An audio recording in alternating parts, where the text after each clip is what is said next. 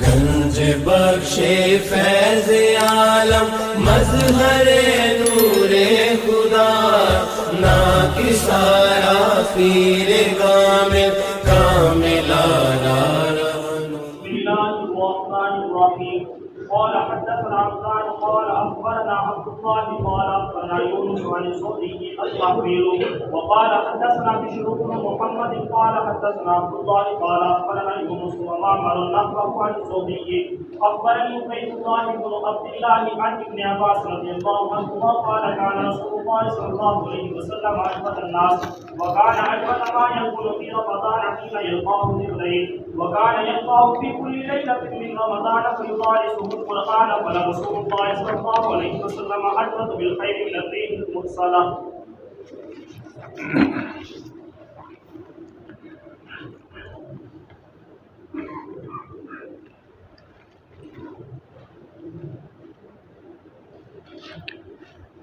تو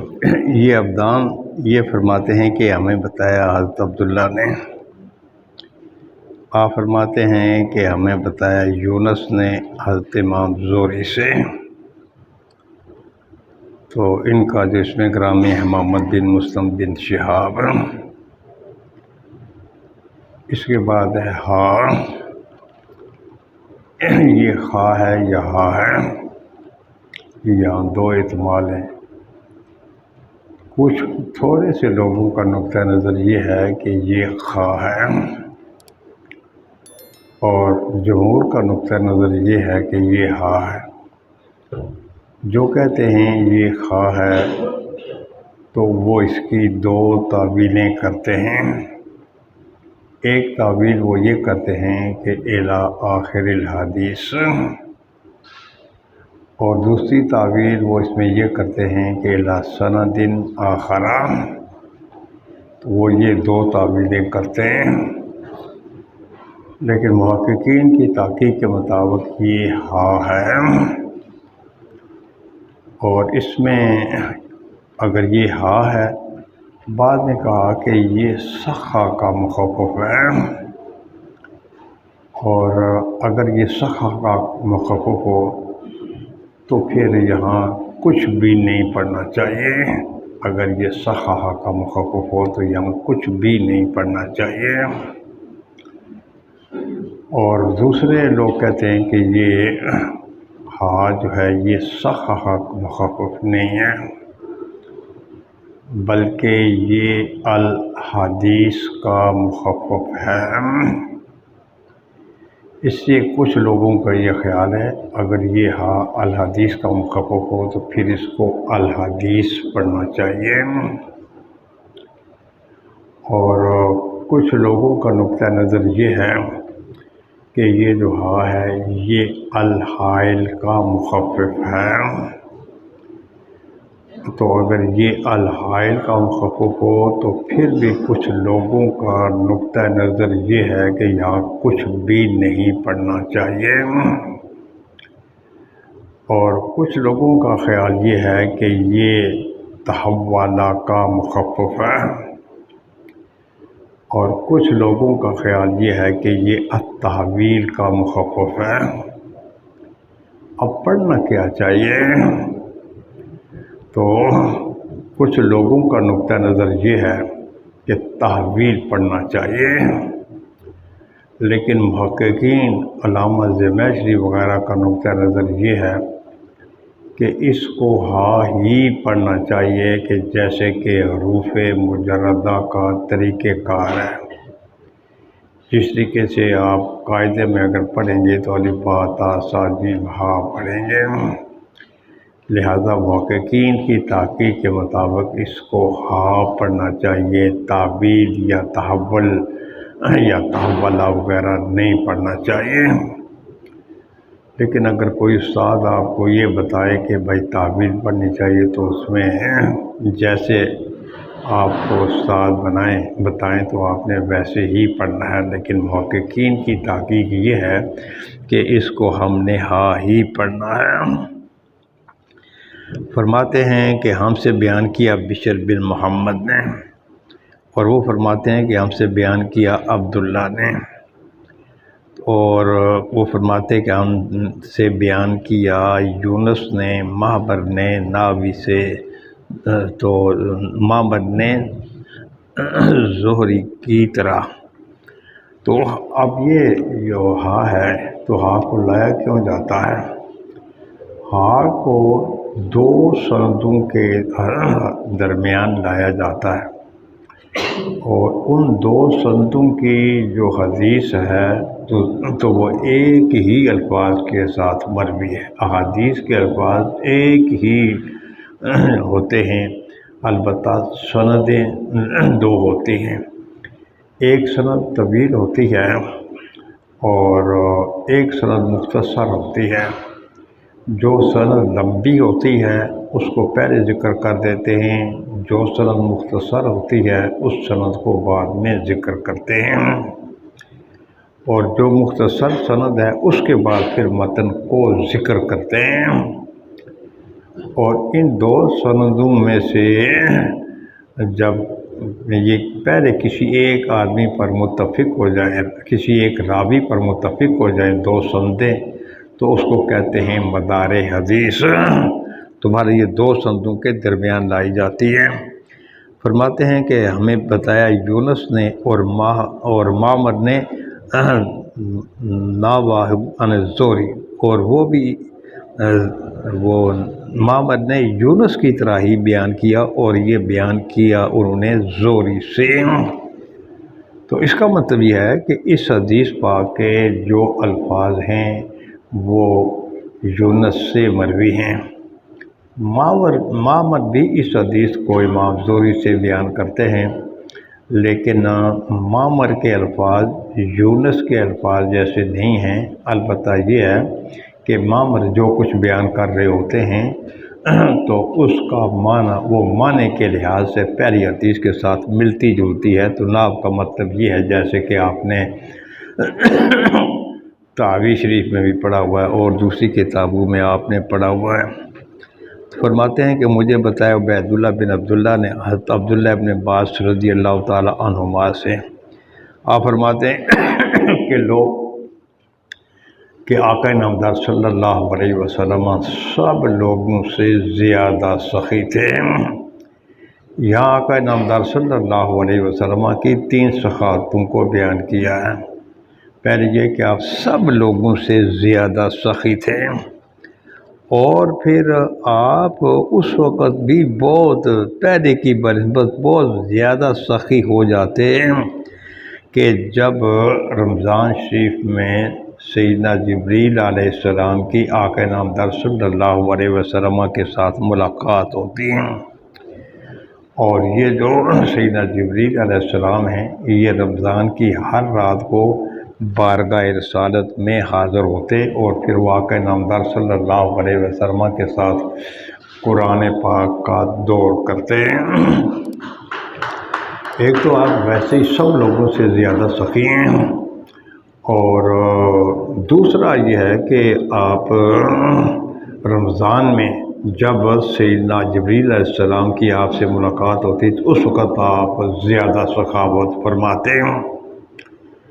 رمضان میں آپ زیادہ سخاوت کیوں فرماتے ہیں؟ اس کی 2 وجہ ہیں۔ ایک وجہ تو یہ ہے کہ رمضان میں ایک نفل یہ ایک فرض کے برابر ہے، اور ایک فرض وہ 70 فرضوں کے برابر ہے، اور پھر بعض محققین یہ کہتے ہیں کہ رمضان میں 1 درہم خرچ کرنا یہ 70 درہموں کے برابر ہے۔ ایک تو اس لیے آپ رمضان میں زیادہ سخاوت فرماتے کہ اس کا ثواب زیادہ ہوتا، دوسرا اس لیے بھی آپ زیادہ سخاوت فرماتے کہ سیدنا جبرائیل علیہ السلام یہ تمام فرشتوں کے سردار اور رسول ہیں،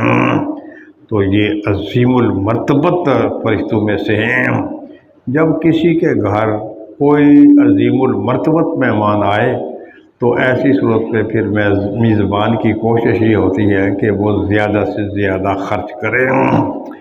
تو اس لیے پھر چونکہ جبریل علیہ السلام اللہ کی طرف سے معزز مہمان تھے، آپ کے پاس وحی لے کر آتے تھے، آپ کے پاس قرآن پاک کا آپ دور بھی فرماتے تھے، تو اس لیے پھر ان کی آمد کی وجہ سے بھی آپ رمضان شریف میں زیادہ سخاوت فرماتے ہیں۔ اور پھر سیدنا جبریل علیہ السلام کے ساتھ آقا نامدار صلی اللہ تعالیٰ علیہ وسلم قرآن پاک کا دور فرماتے ہیں۔ تو جتنا قرآن پاک اترا ہوتا اتنے قرآن پاک کا آپ دور فرماتے۔ یہ نہیں کہ سارے کے سارے قرآن پاک کا آپ دور فرماتے، جتنا اترا ہوتا اس کا آپ دور فرماتے۔ اگر سارے کے سارے قرآن پاک کا دور فرماتے تو پھر ایسی صورت میں ام المومنین حضرت عائشہ صدیقہ رضی اللہ تعالیٰ عنہا پر جو الزام لگا ہے، تو اگر اس کی وضاحت پہلے سے آپ کو معلوم ہے تو پھر زیادہ پریشان ہونے کی کوئی ضرورت نہیں تھی۔ اس سے معلوم ہوا کہ رمضان شریف میں جتنا قرآن پاک اترا ہوتا تو اتنے قرآن پاک کا دور کیا جاتا۔ اور اس کے بعد فرمایا کہ تو یقیناً آقا نامدار صلی اللہ تعالیٰ علیہ وسلم وہ ہوا جسے لوگوں کے فائدے کے لیے بھیجا ہوا ہو تو اس ہوا سے بھی خیر میں زیادہ سخاوت کرتے، مال میں زیادہ سخاوت کرتے۔ تو حدیث پاک میں آتا ہے، ام المومنین عائشہ صدیقہ رضی اللہ تعالیٰ عنہا فرماتی ہیں کہ 2 ماہ تک تو ہمارے گھر چولہا بھی نہیں جلتا تھا۔ 2 ماہ ہمارے گھر چولہا بھی نہیں جلتا تھا۔ ہم کھجوروں اور پانی پر گزر وقت کیا کرتے تھے۔ ہاں کبھی کبھار پڑوسی ہمارے گھر میں دودھ بھیج دیتے۔ تو اب سوال یہ ہے کہ جب گھر میں ہوتا ہی کچھ نہیں تھا تو پھر آپ زیادہ سخی کیسے بنے؟ ایک آدمی اگر ہے تو اس کے پاس 1 لاکھ ہے تو وہ 1 لاکھ میں سے 10,000 خرچ کرے گا، اور ایک آدمی کے پاس کچھ ہے ہی نہیں، اس سے خرچ ہی نہیں کرنا، تو پھر وہ زیادہ سخی کیسے بنے گا؟ اسی طریقے سے اگر ایک آدمی کے پاس 1 کروڑ ہے تو وہ اس سے 1 لاکھ خرچ کرے گا، ارب ہے تو اس سے وہ 1 کروڑ خرچ کرے گا۔ تو جس کے پاس زیادہ مال و دولت ہوگی وہ زیادہ خرچ کرے گا، تو لہذا زیادہ سخی بھی وہی ہوا۔ جب آپ کے گھر 2 ماہ چولہا بھی نہیں جلتا تھا تو آپ پھر سب لوگوں سے زیادہ سخی کیسے ہوئے؟ آپ یہ پڑھیں گے یا پڑھ لیا ہوگا کہ آقا نامدار صلی اللہ علیہ وسلم اپنے گھر والوں کو سال بھر کا خرچہ اکٹھا دے دیا کرتے تھے۔ تو جب آپ اپنے گھر والوں کو، اپنی ازواج مطہرات کو سال بھر کا خرچہ اکٹھا دے دیا کرتے تھے، پھر 2 ماہ چولہے نہ جلنے کا کیا مطلب ہے؟ تو وہ یہی ہے کہ بھائی اس میں کوئی شک نہیں ہے کہ آقا نامدار صلی اللہ علیہ وسلم 1 سال کا خرچہ اکٹھا دے دیا کرتے تھے، لیکن اس کے باوجود پھر گھر میں سخاوت ہوتی رہتی تھی۔ جو مانگنے والا آتا تو پھر اس کو دے دیا جاتا، اور اگر اس وقت کچھ بھی نہ ہوتا آپ کے پاس تو پھر بھی آپ نے حضرت بلال رضی اللہ تعالیٰ عنہ کی یہ ڈیوٹی لگا رکھی تھی کہ بھائی اگر گھر میں میرے پاس کچھ بھی نہ ہو تو آپ نے قرض لے کر مانگنے والے کی ضرورت کو پورا کرنا ہے، اور بعد میں ہم نے جس سے قرض لینا ہے تو پھر وہ قرض اس کا ادا کر دیا کریں گے۔ تو لہٰذا بھائی زیادہ سخی وہ نہیں ہے کہ جو لاکھ میں سے 10,000 خرچ کرے، یا کروڑ میں سے لاکھ خرچ کرے، یا ارب میں سے 1 کروڑ خرچ کرے۔ زیادہ سخی وہ ہے کہ اس کے گھر میں جو کچھ ہو وہ سارے کا سارا خرچ کر ڈالے، تو وہ زیادہ سخی ہوتا ہے۔ تو اس لیے آقا نامدار صلی اللہ علیہ وسلم اجود الناس ہیں۔ حضرت سیدنا بلال رضی اللہ تعالیٰ عنہ لوگوں سے قرض لے لے کر تو لوگوں کی آنے والے ضرورت مندوں کی ضروریات کو پورا کرتے تھے۔ ایک دفعہ ایک یہودی نے حضرت بلال رضی اللہ تعالیٰ عنہ کو چکمہ دیا۔ اس نے کہا کہ اے بلال، تو آپ لوگوں سے قرض لے لے کر آنے والے لوگوں کی حاجات پوری کرتے رہتے ہیں، کبھی آپ کسی کے دروازے پر قرض لینے کے لیے جاتے ہیں، کبھی کسی کے دروازے پر قرض لینے کے لیے جاتے ہیں، تو آج کے بعد آپ نے اگر قرض لینا ہونا، آپ نے کسی اور مالدار کے پاس نہیں جانا، آپ نے میرے پاس آ جانا ہے، اور پھر جتنا قرض آپ کو ضرورت ہوگا تو اتنا قرض میں آپ کو دیتا رہوں گا۔ تو اس کا مقصد حضرت بلال رضی اللہ تعالیٰ عنہ کو اپنے چکر اور پھندے میں پھنسانا تھا۔ حضرت بلال رضی اللہ تعالیٰ عنہ نے ایسے کیا، دوسرے لوگوں کے بجائے اسی ایک ہی یہودی سے قرض لینا شروع کر دیا۔ تو جب آپ اس ایک یہودی سے قرض لے کر لوگوں کی ضروریات پوری کرتے رہتے ہیں، تو ایک دن اس یہودی نے حضرت بلال رضی اللہ تعالیٰ عنہ کو فرمایا، وحشی ادھر آ جاؤ۔ تو وہ تو آپ تشریف لے گئے، تو کہا کہ آپ کو معلوم ہے کہ جب سے تم نے قرض لینا شروع کیا ہے تو اس وقت سے لے کر آج تک 1 مہینہ پورا ہونے کو کتنی مدت رہتی ہے؟ حضرت بلال رضی اللہ تعالیٰ عنہ نے فرمایا کہ بھئی کل 4 دن رہتے ہیں۔ جب سے میں نے آپ سے قرض لینا شروع کیا ہے مہینہ پورا ہونے میں صرف 4 دن رہتے ہیں۔ یہودی نے کہا کہ بات یہ ہے کہ آپ نے اگر ان 4 دنوں کے بعد میرا سارے کا سارا قرضہ اگر تم نے ادا نہ کیا تو پھر میں جس طریقے سے تم پہلے غلام تھے نا، میں نے تمہیں اپنا غلام بنا کر رکھ لینا ہے اور پھر تم میری بکریاں چرایا کرو گے۔ کیونکہ یہودی کو یہ یقین ہو گیا کہ آپ یہ جلدی قرض نہیں اتار سکیں گے۔ وہ بڑے خوفزدہ ہو کر آقا نامدار صلی اللہ علیہ وسلم کی بارگاہ میں حاضر ہوئے اور حاضر ہو کر کہا کہ یہودی نے یہ کہا کہ اگر 4 دن کے اندر تم میرا قرض نہیں اتارو گے تو پھر میں تمہیں اپنا غلام بنا کر اپنے پاس رکھ لوں گا اور پھر تم میری بکریاں چرایا کرو گے۔ اور انہوں نے حضور کی خدمت میں یاد کی کہ یا رسول اللہ صلی اللہ علیہ وسلم، آپ مجھے یہاں سے چند دن کے لیے غائب ہونے کی اجازت دے دیں، اور جب قرض اتر جائے گا نا تو پھر آپ نے مجھے مطلع فرما دینا، تو پھر میں واپس آپ کے پاس حاضر خدمت ہو جاؤں گا۔ حضرت بلال رضی اللہ تعالیٰ عنہ اپنے گھر تشریف لے گئے، اور گھر تشریف لے جانے کے بعد اب وہ اپنے گھر سے باہر جانے کی تیاریوں میں مصروف تھے کہ میں کہاں جاؤں، کس کے پاس جا کر چھپوں، کہاں جا کر میں پناہ لوں تاکہ یہودی کو میری ٹھکانے کا پتہ نہ لگے اور وہ مجھ تک نہ پہنچ سکے۔ ابھی وہ اسی تیاری میں مصروف تھے تو آقا نامدار صلی اللہ علیہ وسلم نے حضرت بلال رضی اللہ تعالیٰ عنہ کے پاس اپنا ایک نمائندہ اور قاصد بھیجا کہ آپ جا کر بلال کو میرے پاس بلا کر لے آئیں۔ تو وہ بھاگنے کی تیاریوں میں تھے، جس نام آقا نامدار صلی اللہ علیہ وسلم کا پیغام پہنچ گیا۔ تو پیغام سننے کے بعد وہ حضور سرور کونین صلی اللہ علیہ وسلم کی بارگاہ میں حاضر ہو گئے۔ تو آقا نامدار صلی اللہ علیہ وسلم نے فرمایا کہ اے بلال کہ آپ نے باہر دروازے پر 4 اونٹنیاں دیکھی ہیں؟ فرمایا ہاں میں نے 4 اونٹیاں دیکھی ہیں، 4 اونٹنیوں پر سامان، 4 اونٹیاں سامان سے لدی ہوئی تھیں، ان پر سامان بھرا ہوا ہے۔ تو آقا نامدار صلی اللہ علیہ وسلم نے فرمایا کہ شاہ فدق نے یہ 4 اونٹنیاں بما ساز و سامان میرے لیے نذرانہ اور تحفہ بھیجا ہے،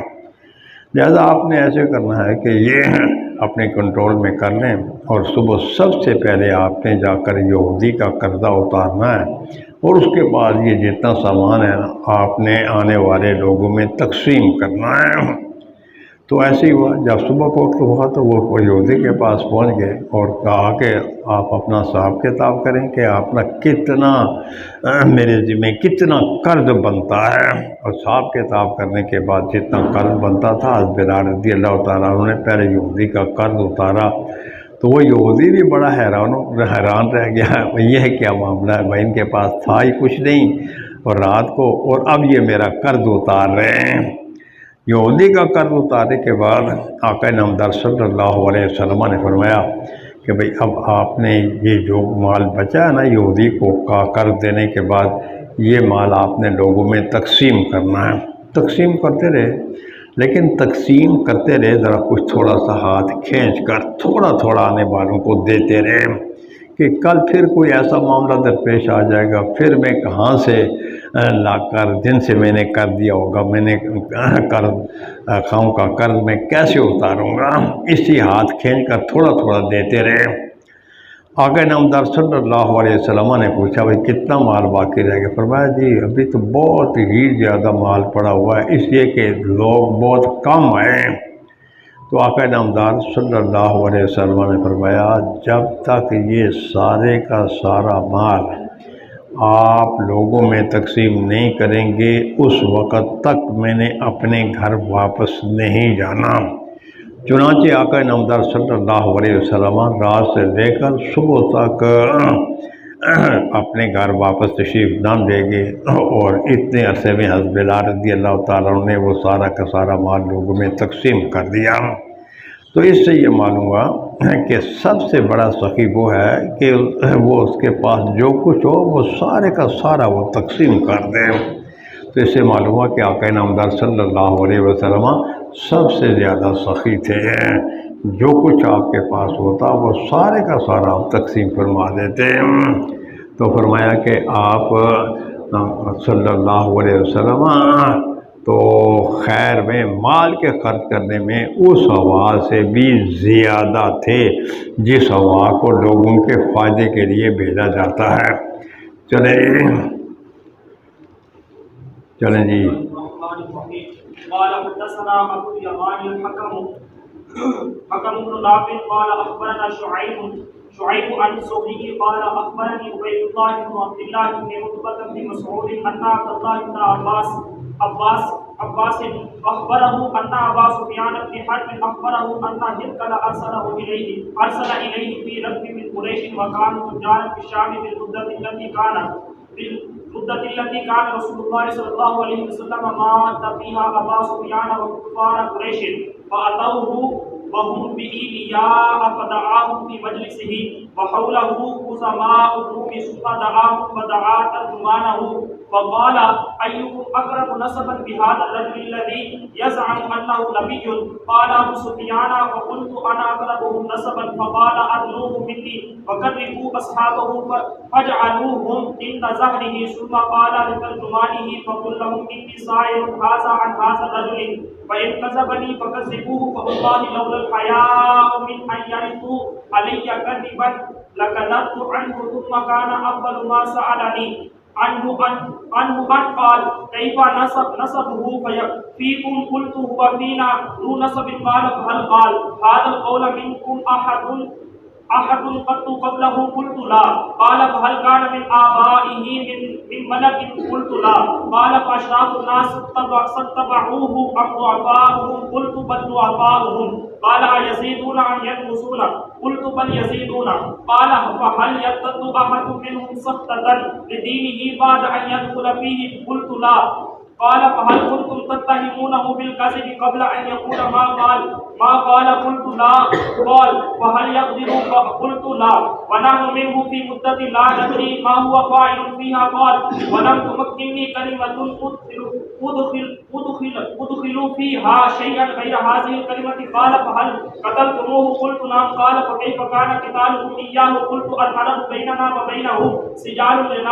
ينال منا وننال منه قال ماذا يأمركم قلت يقول اعبدوا الله وحده ولا تشركوا به شيئا واتركوا ما يقول آباؤكم ويأمرون بالصلاة والصدق والعفاف والصلة فقال للترجمان قل له سألتك عن نسبه فذكرت أنه فيكم ذو نسب وكذلك الرسل تبعثوا في نسب قومها وسألتك هل قال أحد منكم هذا القول فذكرت أن لا فذكرت أن لا قلت لو كان أحد قال هذا القول قبله لقلت رجل يعتصي بقول قيل قبله وسألتك هل كان من آبائه من ملك فذكرت أن لا فقلت فلو كان من آبائه من ملك قلت رجل يطلب ملك أبيه وسألتك هل كنتم تتهمونه بالكذب قبل أن يقول ما قال فذكرت أن لا فقد أعرفوا أنه لم يكن ليدل الكذب على الناس ويكذب والله وسألتك أشرف الناس اتبعوه أم ضعفاؤهم فذكرت أن ضعفاءهم اتبعوه وهم أتباع الرسل وسألتك يزيدون أم ينقصون فذكرت أنهم يزيدون وكذلك أمر الإيمان حتى يتم مسألتك أيرتد أحد سخطة لدينه بعد أن يدخل فيه فذكرت الله وكذلك الإيمان حين تخالف بشاشته القلوب وسألتك هل يقدر فذكرت الله وكذلك الرسل لا تقدر وسألتك بما يأمركم فذكرت أنه يأمركم أن تعبدوا الله ولا تشركوا به شيئا وينهاكم عن عبادة الأوثان ويأمركم بالصلاة والصدق والعفاف فإن كان ما تقول حقا فسيملك موضع قدمي هاتين وقد كنت أعلم أنه خالد ولم أكن أظن أنه منكم ولو أني أعلم أني أخلص إليه لتجشمت لقاءه ولو كنت عنده لغسلت قدميه ثم دعا بكتاب رسول الله صلى الله عليه وسلم الذي بعث به ما تحية القلب إلى عظيم البصرى ودفعه عظيم بصرى إلى هرقل وقرأه فإذا فيه بسم الله الرحمن الرحيم من محمد عبد الله ورسوله إلى هرقل عظيم الروم سلام على من اتبع الهدى أما بعد فإني أدعوك برعاية الإسلام أسلم تسلم يؤتك الله أجرك مرتين فإن توليت فإن عليك أثم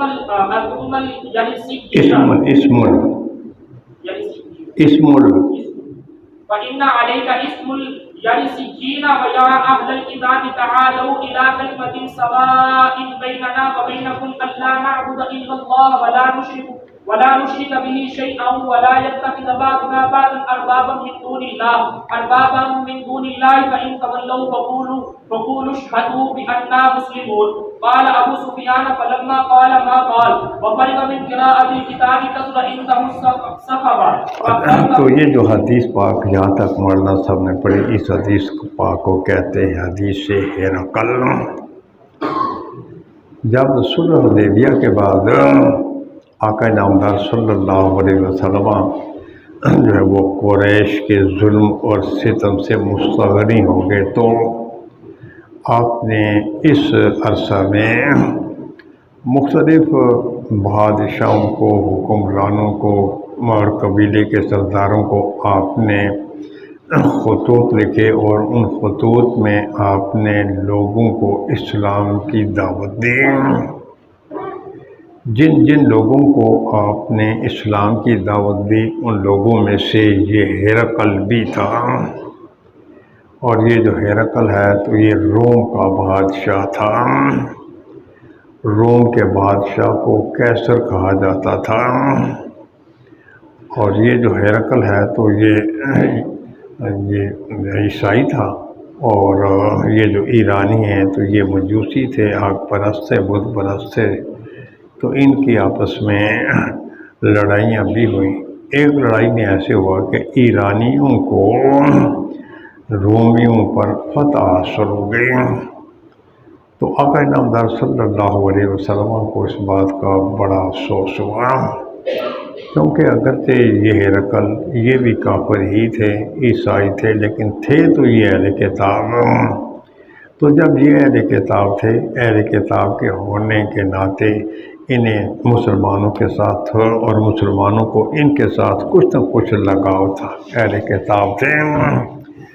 اللہ کی کتاب کو ماننے والے تھے، اللہ کے رسول کو بھی ماننے والے تھے، چاہے ماننے کی حیثیت جیسی بھی ہو. تو اس لیے پھر جب یہ معاملہ درپیش آیا تو قرآن پاک میں پھر سورہ روم میں آیا کہ اچھا جی یہ جو رومی ہیں تو یہ مغلوب ہو گئے، لیکن عنقریب پھر ان کو غلبہ حاصل ہوگا. تو جب ہرقل کو ایرانیوں سے شکست ہوگی تو اس نے پھر ایرانیوں سے بدلہ لینے کے لیے جنگ کی اس وقت کے حالات کے مطابق جنگ کی بڑی زبردست تیاریاں کی تاکہ ایرانیوں سے شکست کا بدلہ لیا جا سکے. تو اس تیاری کے بعد پھر جب انہوں نے ایرانیوں کی اور رومیوں کی آپس میں لڑائی ہوئی تو پھر یہ جو رومی تھے ان کو غلبہ حاصل ہو گیا، تو یہ فاتح بن گئے، ان کو فتح حاصل ہوئی. تو چونکہ وہ آسمانی کتابوں کو اور عیسیٰ علیہ السلام کو ماننے والے تھے، تو اس لیے پھر اس نے شکرانے کے طور پر یہ طے کیا ہرقل نے کہ بھائی میں نے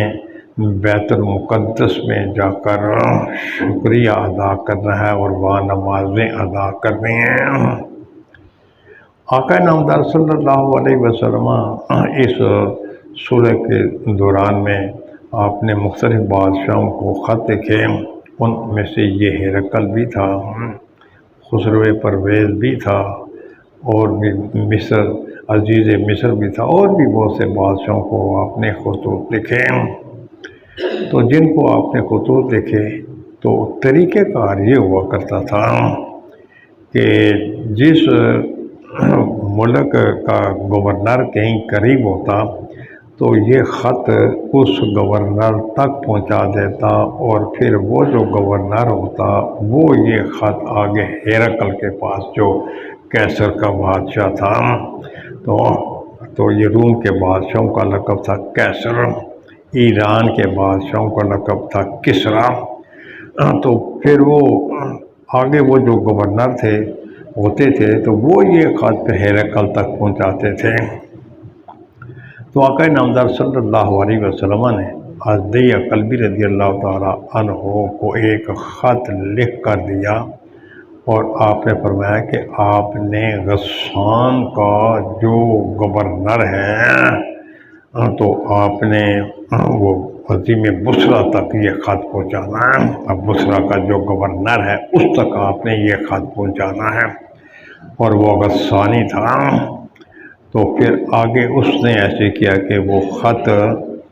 ہرقل کو اس وقت پہنچایا کہ جب ہرقل ایران کے فتح کے بعد بیت المقدس میں شکرانے کے طور پر حاضر ہوا تھا، اور وہاں جا کر شکرانہ کے نفل پڑھے، باتیں کی جیسے کہ ان کا رواج اور طور طریقہ تھا۔ اس موقع پر پھر یہ حضرت قلبی رضی اللہ تعالیٰ عنہ کا خط عظیم بصرہ کے گورنر نے ہرقل تک پہنچا دیا۔ تو اب یہ جو ہرقل ہے تو یہ حضرت ابو سفیان بن حرب یہ فرماتے ہیں کہ یہ جو ہرقل ہے، جب ہرقل کے پاس یہ خط پہنچا تو اس وقت ہرقل نے کہا کہ اچھا بھائی آپ پتہ کریں کہ یہاں کوئی مکے شریف حجاز سے کوئی لوگ اگر آپ کو مل جائیں جس ملک سے یہ خط آیا ہے، تاکہ ہم ان سے یہ تحقیق کر لیں کہ بھائی یہ جو خط لکھنے والا ہے جو نبوت کا دعویٰ کر رہا ہے تو آپ کے اس کے ساتھ آپ اس کو جانتے ہیں، اس کے بارے میں آپ کی کیا رائے ہے۔ تو یہ ابو سفیان فرماتے ہیں کہ جب ہرقل نے تلاش کیا تو اس کو معلوم ہوا کہ اس وقت حجاز سے مکہ مکرمہ سے تجارت کا ایک قافلہ آیا ہوا ہے، اور پھر اس وقت ابو سفیان یہ اپنے گھوڑ سواروں کی ایک جماعت میں بیٹھا ہوا تھا۔ تو اسی اثنا میں ہرقل کی طرف سے پیغام پہنچ گیا کہ اچھا جی آپ کو کیسر روم آپ کو بلا رہے ہیں اور آپ نے کیسر روم کے پاس جانا ہے۔ تو حضرت عبداللہ بن عباس فرماتے ہیں کہ ان کو ابو سفیان بن حرب نے یہ بتایا کہ یہ جو ہرقل ہے، ہرقل نے ان کی طرف اس وقت پیغام بھیجا اپنے پاس جانے کا جب وہ قریش کے گھوڑ سواروں میں موجود تھے۔ اب یہ جو حدیث پاک ہے، یہ حدیث پاک حضرت عبداللہ بن عباس ابو سفیان سے بیان کر رہے ہیں۔ تو اب ابو سفیان تو وہ کافر تھا، جب وہ کافر تھا پھر کافر کی بات کو بطور سند کس طریقے سے بیان کیا جا سکتا ہے؟ اس کا جواب یہ ہے کہ بھائی یہ ٹھیک ہے کہ حضرت عبداللہ بن عباس یہ حدیث پاک یہ ابو سفیان کے حوالے سے بیان کر رہے ہیں، لیکن ابو سفیان کے حوالے سے جو یہ حدیث پاک بیان کی جا رہی ہے یہ اس حیثیت سے نہیں کہ وہ کافر تھے، بلکہ بعد میں یہ مسلمان ہو گئے تھے۔ مسلمان ہونے کے بعد انہوں نے پھر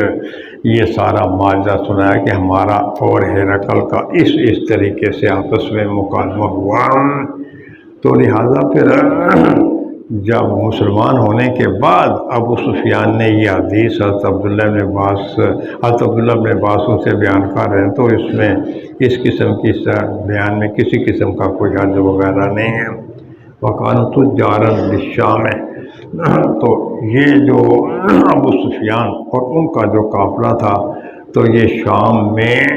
تاجر بن کر گئے ہوئے تھے اس مدت میں کہ جس مدت میں آقا نامدار صلی اللہ علیہ وسلم کا ابو سفیان اور کفار قریش کے ساتھ معاہدہ ہو چکا تھا اس مدت میں، کیونکہ پہلے قریش کو بھی سفر کرنے میں بڑی دقت ہوتی، کیونکہ جب یہ شام کا سفر کرتے تو راستے میں پھر مدینہ شریف آتا، پھر مدینہ شریف سے جس طریقے سے یہ مسلمانوں کو ستاتے اسی طریقے سے مسلمان بھی ان کا راستہ روکتے۔ لیکن جب صلح ہوگی، صلح کے بعد پھر یہ بلا خوف و خطر شام میں تجارت کے لیے جاتے، اور یہ شام میں ان کا قافلہ تجارت کے لیے پہنچا ہوا تھا۔ فَأَتَوْهُ وَهُمْ بِأَيْدِيَهِمْ، تو پھر یہ ہرقل کے پاس گئے، اور وہ جو ہرقل ہے اس وقت وہ بیت ایدیا میں تھا، یعنی بیت المقدس میں تھا۔ تو فرماتے ہیں کہ فَدَعَاهُمْ فِي مَجْلِسِهِمْ، تو پھر یہ جو ہرقل ہے، ہرقل نے ابو سفیان کو اپنی مجلس میں بلایا، وَحَوْلَهُ عُظَمَاءُ الرُّومِ، اور پھر اس کے ارد گرد روم کے بڑے بڑے سردار موجود تھے۔ تو کہتے ہیں کہ یہ جو ہرقل ہے، تو ہرقل نے جب اس قافلے کو بلایا، سب سے پہلے اس نے کہا کہ اچھا جی یہاں شایان شان طریقے سے میرے بیٹھنے کی جگہ بنا دی جائے، اور پھر وہاں چادریں بچھا دی، مخمل کی چادریں، پھر قسم قسم کے وہاں وہ جو بھی ذات کی چیزیں تھیں، پھر اس نے اپنا تاج پہنا، تاج پہننے کے بعد کہا کہ اب جی وہ جو قافلہ آیا ہوا ہے نا اس کو میرے پاس بلائیں۔ تو کہتے ہیں کہ وہاں اس کے پاس اس وقت بڑے بڑے اس کے سردار اور گورنر اور وزراء وغیرہ اور فوجی جرنیل موجود تھے۔ ثم دعاهم ودعا ترجمانهم، اس کے بعد پھر اس نے کہا کہ اچھا جی وہ جو حجاز کا قافلہ آیا ہوا ہے ان کو میرے پاس بلائیں،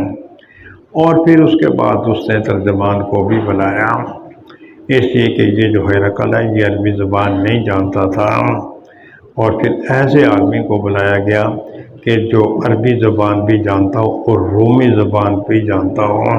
تاکہ وہ دونوں طرح سے ترجمانی کر سکے۔ اس کے بعد پھر ہرقل نے اپنے ترجمان کو بلایا، فقال ایکم، اور پھر آگے مکالمہ شروع ہو گیا، اور وہ یہ تھا کہ اچھا بھائی تم میں سے کون سا آدمی اس آدمی کا رشتے کے لحاظ سے زیادہ قریب ہے کہ جس نے یہ دعویٰ کر رکھا ہے کہ وہ اللہ کے نبی ہیں؟ ابو سفیان نے کہا کہ بھائی میں نے کہا کہ میں نسب کے لحاظ سے ان کا زیادہ قریبی ہوں۔ تو پھر میں اچھا بھائی اس کو میرے قریب کر دیں، وَقَرِّبُ أَصْحَابَهُ، اور ان کے ساتھیوں کو بھی میرے قریب کر دیں، اس کو بھی میرے قریب کر دیں اور میرے ساتھیوں کو بھی اس کے قریب کر دیں۔ فَجَعَلُوا عِنْدَ ظَهْرِهِ، لیکن یہ ہے کہ یہ جو ابو سفیان ہے اس کو تم نے بالکل سامنے بٹھانا ہے آگے کر کے،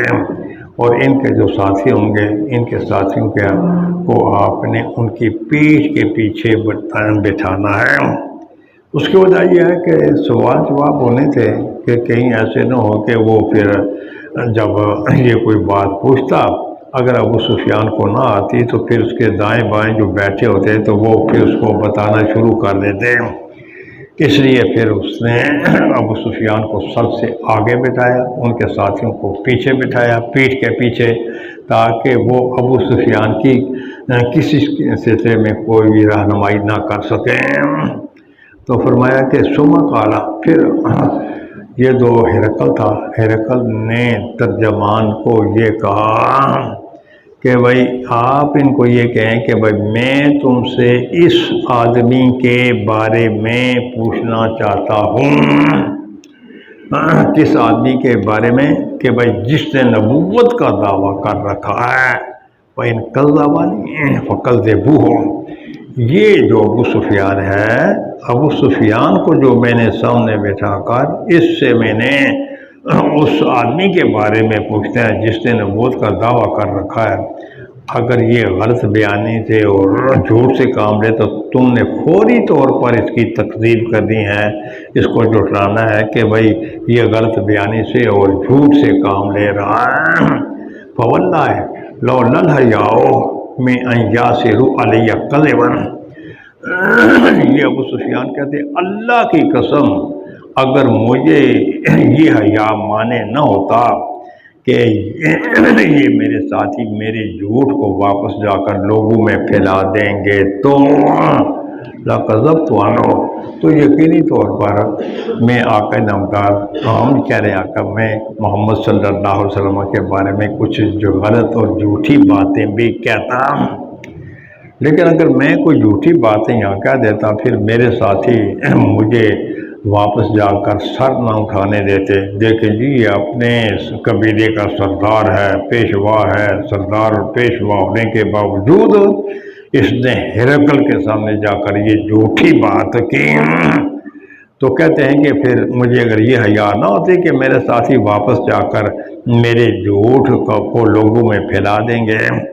تو پھر یہ بڑی شرمندگی اور ندامت کی بات تھی۔ تو اس سے معلوم ہوا کہ پہلے جو قوم ہیں ان میں بھی جھوٹ کو بہت ہی برا سمجھا جاتا تھا، پہلی قوموں میں بھی جھوٹ کو بہت ہی برا سمجھا جاتا تھا۔ تو فرماتے اس کے بعد پھر سوال جواب شروع ہو گیا، لیکن یہ جو ہمارے اس زمانے میں کچھ لوگ ہیں، ایک فرقہ ہے، تو وہ فرقہ یہ کہتا ہے کہ بھائی کچھ تو یہ کہتے ہیں کہ اللہ تعالیٰ جھوٹ بول سکتا ہے، اور جھوٹ بول سکتا ہے، اللہ تعالیٰ کے لیے جھوٹ ممکن ہے۔ جھوٹ ہی نہیں بلکہ ہر وہ کام جو انسان کر سکتا ہے تو اللہ تعالیٰ بھی وہ کام کر سکتے ہیں۔ تو کچھ لوگوں کا نقطہ نظر یہ ہے الیاذ باللہ تعالیٰ، اور اگر ایسے نہ ہو تو پھر اس کا مطلب یہ ہوگا کہ بندوں کی طاقت زیادہ ہے اور اللہ کی طاقت کم ہے۔ جو کام بندے کرتے ہیں اگر وہ کام اللہ نہ کر سکے تو پھر اس کا مطلب یہ ہوگا کہ بندوں کی طاقت زیادہ ہے اور اللہ کی طاقت کم ہے۔ تو اسی طریقے سے یہ کہتے ہیں کہ بھئی اللہ کچھ تو یہ کہتے ہیں کہ اللہ کے لیے جھوٹ بولنا یہ ممکن ہے، اور کچھ یہ کہتے ہیں کہ نہیں اللہ نے بالفعل جھوٹ بولا، جیسے کہ فتاوی رشیدیہ میں ہے کہ اللہ نے بالفعل جھوٹ بولا۔ تو جو لوگ یہ کہتے ہیں کہ اللہ کے لیے جھوٹ بولنا ممکن ہے، اس کا مطلب یہ ہوا کہ جھوٹ بولنا اللہ تعالیٰ کی صفات میں سے ہے۔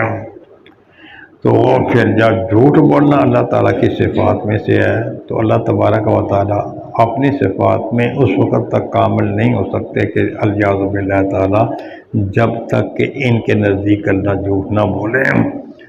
کچھ کہتے نہیں اللہ نے بالفعل جھوٹ بولا، جیسے کہ ان کا رشید احمد گنگوئی جو ہے وہ یہ کہتا ہے کہ اللہ نے بالفعل جھوٹ بولا، اللہ نے بالفعل جھوٹ بولا۔ حالانکہ قرآن پاک میں آتا ہے من اصدق من اللہ قیلا ومن اصدق من اللہ حدیثا، کہ اللہ سے بڑھ کر بات کا سچا کون ہو سکتا ہے۔ دونوں کا مطلب یہی ہے کہ اللہ سے بڑھ کر قیل اور حدیث کا سچا کون ہو سکتا ہے۔ کیا مطلب اللہ تعالیٰ سب سے سچا ہے۔ اب اللہ کا اعلان تو یہ ہے کہ اللہ تعالیٰ سب سے سچا ہے۔ یہ کہتے ہیں کہ اللہ کے لیے جھوٹ بولنا ممکن ہے کہ اللہ وہ جھوٹ بول سکتا ہے۔ تو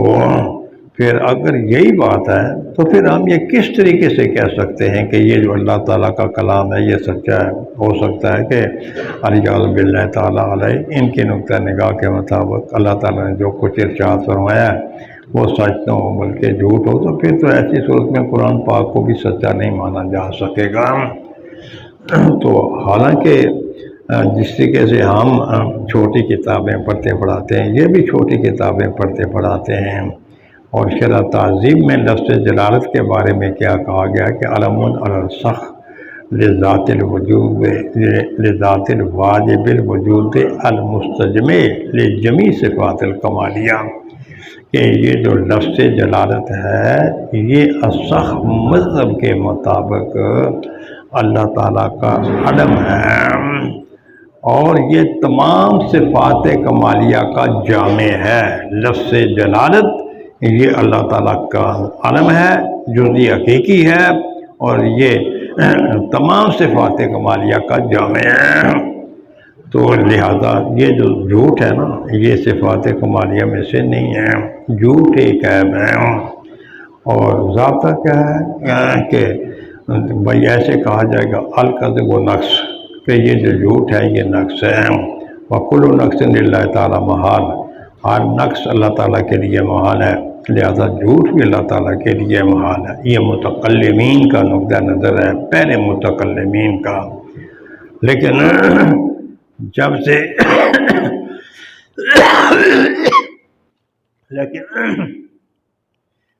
سے یہ ہندوستان میں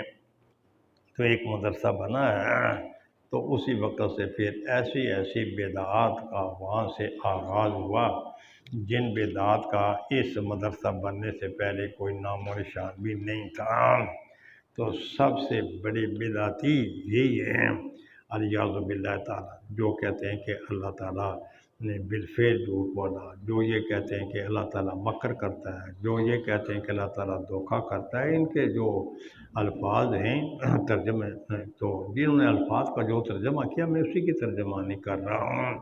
کہ اللہ مکر بھی کر سکتا ہے، جھوٹ بھی، تو یہ مکر بھی کر سکتا ہے، دھوکہ بھی کر سکتا ہے، اور ایسے ہی پھر ان کی کتابوں میں تصریح ہے کہ اللہ نے بالفعل جھوٹ بولا۔ تو بہرحال یہ ہے کہ پہلی جو قوم ہے ان میں بھی جھوٹ کو بہت ہی مایوس سمجھا جاتا تھا۔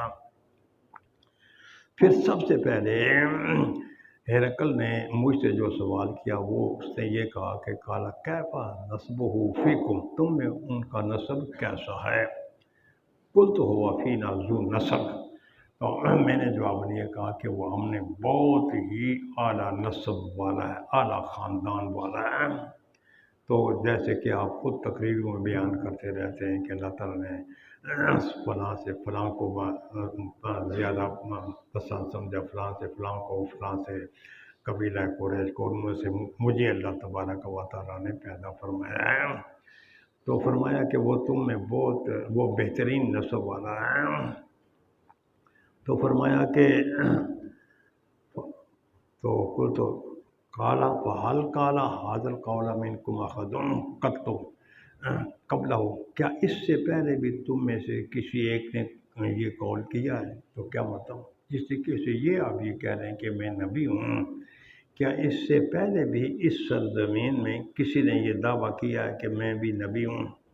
تو خیر یہاں یہ ہے کہ اچھا تم میں سے پہلے کسی نے کبھی یہ قول کیا ہے،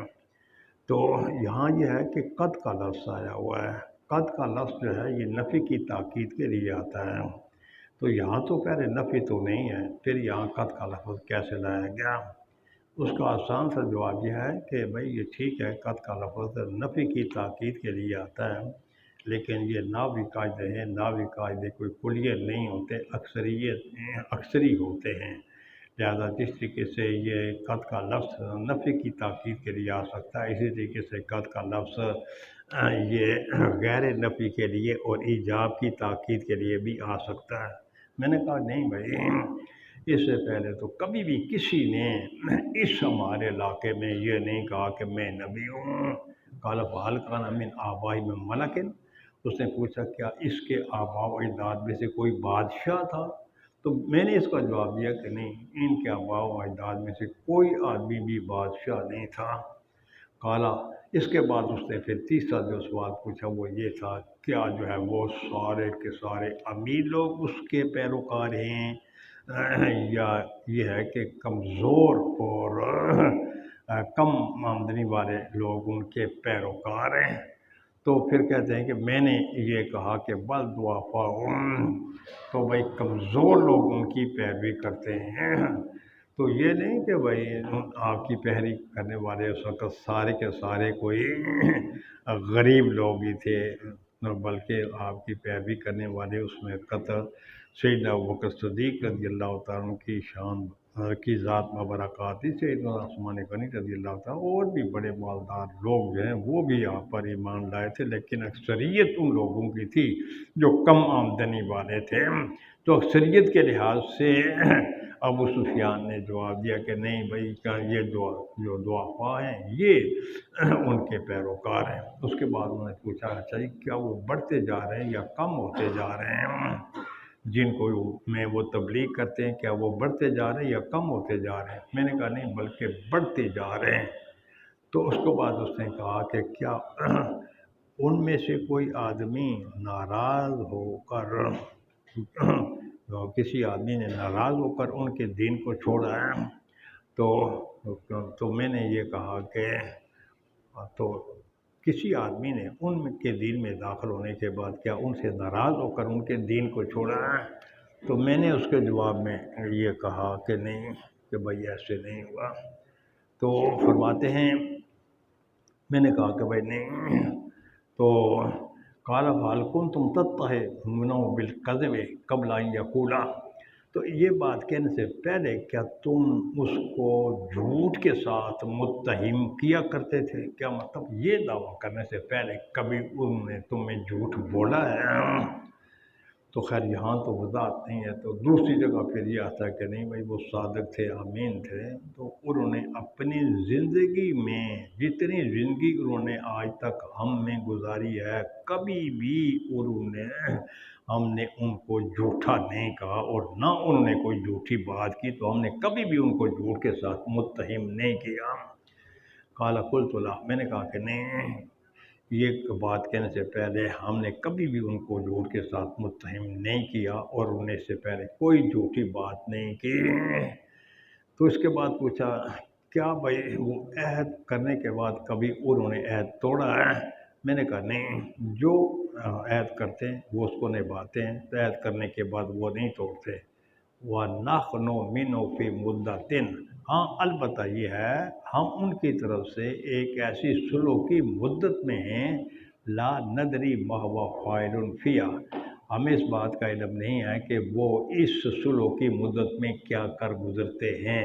तो क्या मतलब, क्या भाई अब इस सुलह की मुद्दत में वो अपने अहद को निभाते हैं या नहीं निभाते? तो अबू सुफियान कहते हैं कि मेरे लिए इस कलमे के अलावा कोई और कलमा अपनी बात में दाखिल करने की गुंजाइश ही नहीं थी। फरमाया कि भाई नहीं मुमकिन था मेरे लिए कोई और कलमा कि मैं उस कलमे को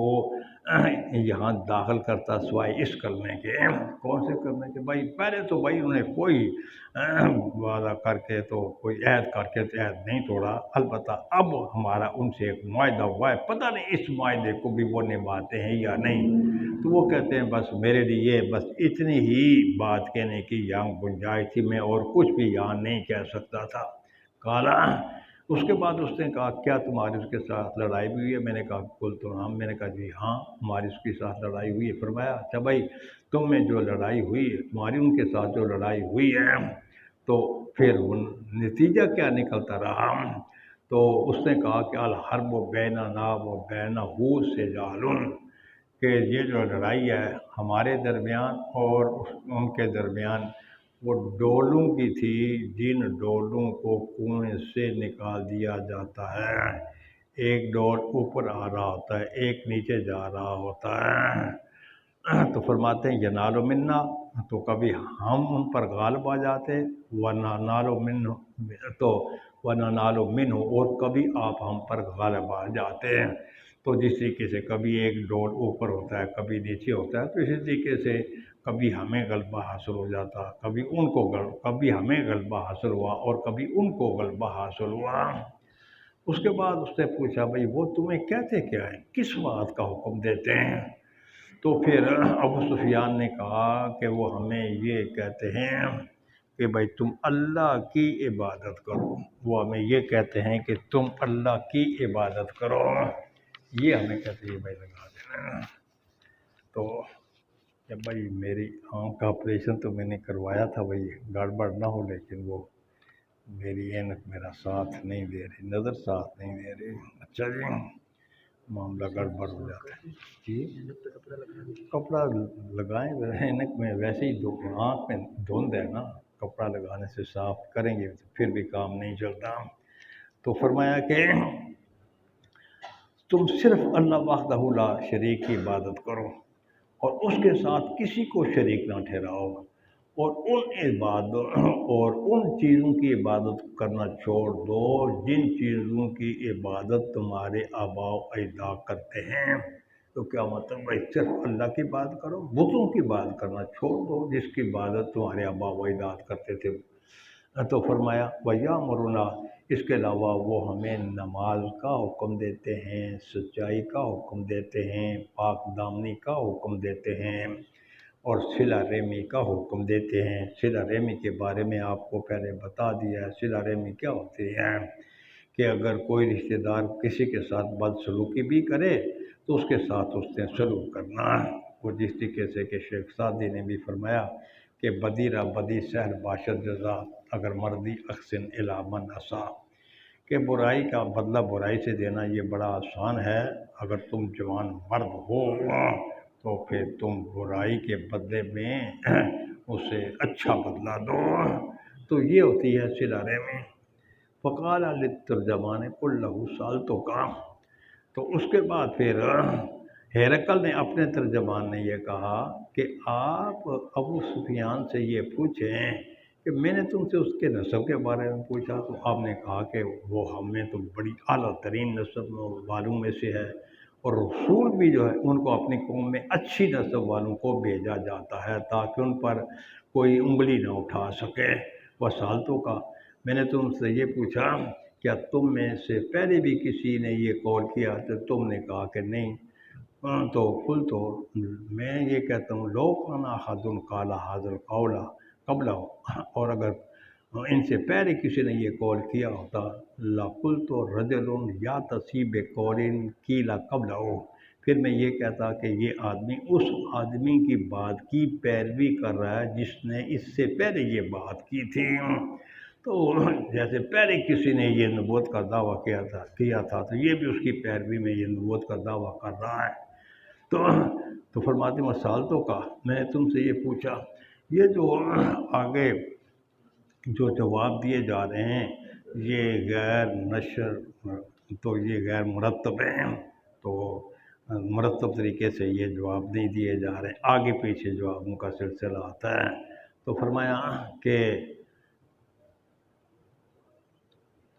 فرماتے ہیں کہ اگر میں نے تم سے یہ پوچھا کہ ان میں سے بھائی اس کے خاندان میں سے آباء و اجداد میں سے کوئی بادشاہ بھی ہوا ہے؟ تم نے کہا کہ نہیں۔ اور پھر میں نے کہا کہ اگر ان کے آباء و اجداد میں سے کوئی بادشاہ ہوتا تو پھر میں یہ کہتا کہ یہ آدمی اس لیے نبوت کا دعویٰ کر رہا ہے کہ یہ اپنے آباء و اجداد کی بادشاہت کو حاصل کرنا چاہتا ہے۔ میں نے تم سے یہ پوچھا کیا تم اس کو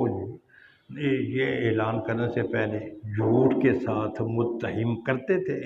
تم اس کو جھوٹا کہتے تھے؟ تو تم نے کہا کہ بھائی کہ نہیں، فقط عارف ہو، تو میں نے یہ پہچان لیا کہ جو آدمی لوگوں پر جھوٹ نہیں بولتا تو وہ یقینی طور پر اللہ تعالیٰ پر بھی جھوٹ نہیں بولے گا۔ تو جو لوگوں کے بارے میں کوئی جھوٹی بات نہیں کرتا یقینی طور پر وہ اللہ تعالیٰ کے بارے میں بھی کوئی جھوٹی بات نہیں کر رہا، لہذا اس کا جو نبوت کا دعویٰ ہے کہ مجھے اللہ تبارک و تعالیٰ نے لوگوں کی طرف رسول بنا کر بھیجا ہے، اس میں کسی قسم کا کوئی حرج نہیں ہے۔ تو فرماتے ہیں کہ تو وسالتوں کا، میں نے آپ سے یہ پوچھا کیا یہ جو شریف لوگ اس کی پیروکاری کرتے ہیں، یا امیر لوگ، سردار لوگ، یا کمزور لوگ؟ تم نے کہا کہ بھائی کمزور لوگ اس کی اتباع کرتے ہیں، اور یہ جو رسول ہوتے ہیں ان کی پیروی کرنے والے اکثر و بیشتر ایسے ہی لوگ ہوتے ہیں۔ میں نے تم سے پوچھا کہ بھائی وہ بڑھتے ہیں یا کم ہوتے ہیں؟ تم نے یہ کہا کہ بڑھتے ہی چلے جاتے ہیں۔ فرماتے ہیں اسی طریقے سے ایمان کا جو معاملہ ہے، تو جب یہ معاملہ تو حتیٰ یتم، اسی طریقے سے ایمان کا معاملہ جو مکمل ہوتا ہے۔ میں نے تم سے یہ پوچھا کہ کیا اس کے دین میں داخل ہونے کے بعد کوئی آدمی اس کے دین سے ناراض ہو کر اس نے اس کے دین کو چھوڑا ہے؟ تو تم نے کہا، تو فذکرتا، تم نے کہا کہ نہیں۔ اور یہ ایمان یہ ایسے ہی ہوتا ہے کہ جب ایمان کی بشاشت اور تر و تازگی دلوں میں داخل ہو جائے تو پھر وہ نہیں نکلتی۔ پھر میں نے تم سے یہ پوچھا ہے کہ کیا اس نے کوئی معاہدہ کرنے کے بعد معاہدہ توڑا ہے؟ تم نے کہا کہ نہیں۔ اور یہ جو رسول ہیں یہ بھی اسی طریقے سے عہد شکنی نہیں کرتے۔ میں نے تم سے یہ پوچھا کہ وہ تمہیں کس چیز کا حکم دیتا ہے؟ تو تم نے کہا کہ ہمیں اس بات کا حکم دیتا ہے کہ تم صرف اور صرف اللہ وحدہ لا شریک کی عبادت کرو، اللہ کے ساتھ کسی کو شریک نہ ٹھہراؤ، اور وہ تمہیں بتوں کی عبادت سے روکتے ہیں، اور پھر وہ تمہیں نماز اور صدق اور پاک کا حکم دیتے ہیں۔ قالا فَإِن كَانَ مَا تَقُولُ حَقًّا، تو پھر اس کے بعد ہرقل نے کہا کہ میں نے تم سے جو سوالات کیے ان سوالات کے بارے میں تم نے جو جواب دیے، اگر وہ جواب سچے ہیں تو پھر ایسی صورت میں فَسَيَمْلِكُ مَوْضِعَ قَدَمِيَّ هَاتَيْنِ، پھر تو بھائی وہ میری ان دو قدموں کی جگہ کے بھی مالک بن جائیں گے، کیونکہ یہ ہرقل یہ عیسائی تھا۔ پرانے زمانے کے جو لوگ تھے ان کو مذہب کے ساتھ بڑا لگاؤ ہوتا تھا، جس طریقے سے مسلمانوں کے پرانے بادشاہ بھی ان کو بھی دین کے ساتھ بڑا لگاؤ ہوتا تھا اور انہیں دین کے بارے میں معلومات ہوتے تھے۔ اس طریقے سے ہرقل کو بھی یہ معلوم تھا کہ بھائی کہ ایک اور نبی بھی آنا ہے بعد میں، اور وہ جو بعد میں آنے والا جو نبی ہے نا، تو اس کی یہ خصائص اور اس کے یہ فضائل اور یہ خوبیاں ہوں گی، صرف آقا نامدار صلی اللہ علیہ وسلم کی نہیں بلکہ آقا نامدار صلی اللہ تعالیٰ علیہ وسلم کے جو صحابہ کرام ہیں، خلفاء ہیں، ان کے فضائل بھی پہلی کتابوں میں بیان کیے ہوئے تھے۔ تو اس لیے پھر کہا کہ بھائی پھر وہ میری ان دو قدموں کی جگہ کا مالک بن جائے گا۔ وَقَدْ كُنْتُ أَعْلَمُ أَنَّهُ خَارِجٌ، مجھے اس بات تو یقین تھا کہ انہوں نے جلوہ افروز ہونا ہے، لیکن میرا یہ خیال نہیں تھا کہ وہ تم میں جلوہ افروز ہوں گے۔ وَلَوْ أَنِّي أَعْلَمُ أَنِّي أَخْلُصُ إِلَيْهِ، اور اگر مجھے اس بات کا یقین ہو اور امید ہو کہ میں ان تک پہنچ سکتا ہوں، لَتَجَشَّمْتُ لِقَاءَهُ، تو میں یقینی طور پر ان کی ملاقات کے لیے تکلیف اٹھاتا، کیونکہ اس کا بڑھاپا تھا، کمزوری تھی، ذوق تھا۔ اس لیے پھر اس نے کہا کہ بھائی اگر مجھے اس بات کی امید ہو کہ میں ان تک پہنچ سکتا ہوں، ان تک پہنچنے کی امید ہو، تو میں ان کی ملاقات کی تکلیف ضرور برداشت کرتا، اور اگر میں ان کے پاس ہوتا لَغَسَلْتُ عَنْ قَدَمَيْهِ، تو پھر میں ان کے پاؤں کو دھوتا۔ ثُمَّ دعا، تو پھر اس کے بعد یہ ساری جو گفتگو ہو چکی تھی، اس کے بعد پھر انہوں نے آقا نامدار صلی اللہ علیہ وسلم کا وہ نامہ مبارک منگوایا، جو نامہ مبارک دیا قلبی نے عظیم بصرہ یعنی غسان کے گورنر تک پہنچایا تھا۔ تو فرمایا فَدَفَعَهُ عظیم بصرہ الی ہرقل، تو پھر وہ غسان کے گورنر نے وہ نامہ مبارک جو ہے وہ ہرقل تک پہنچا دیا۔ تو جب وہ نامہ مبارک ہرقل کے ہاتھ میں تھمایا گیا،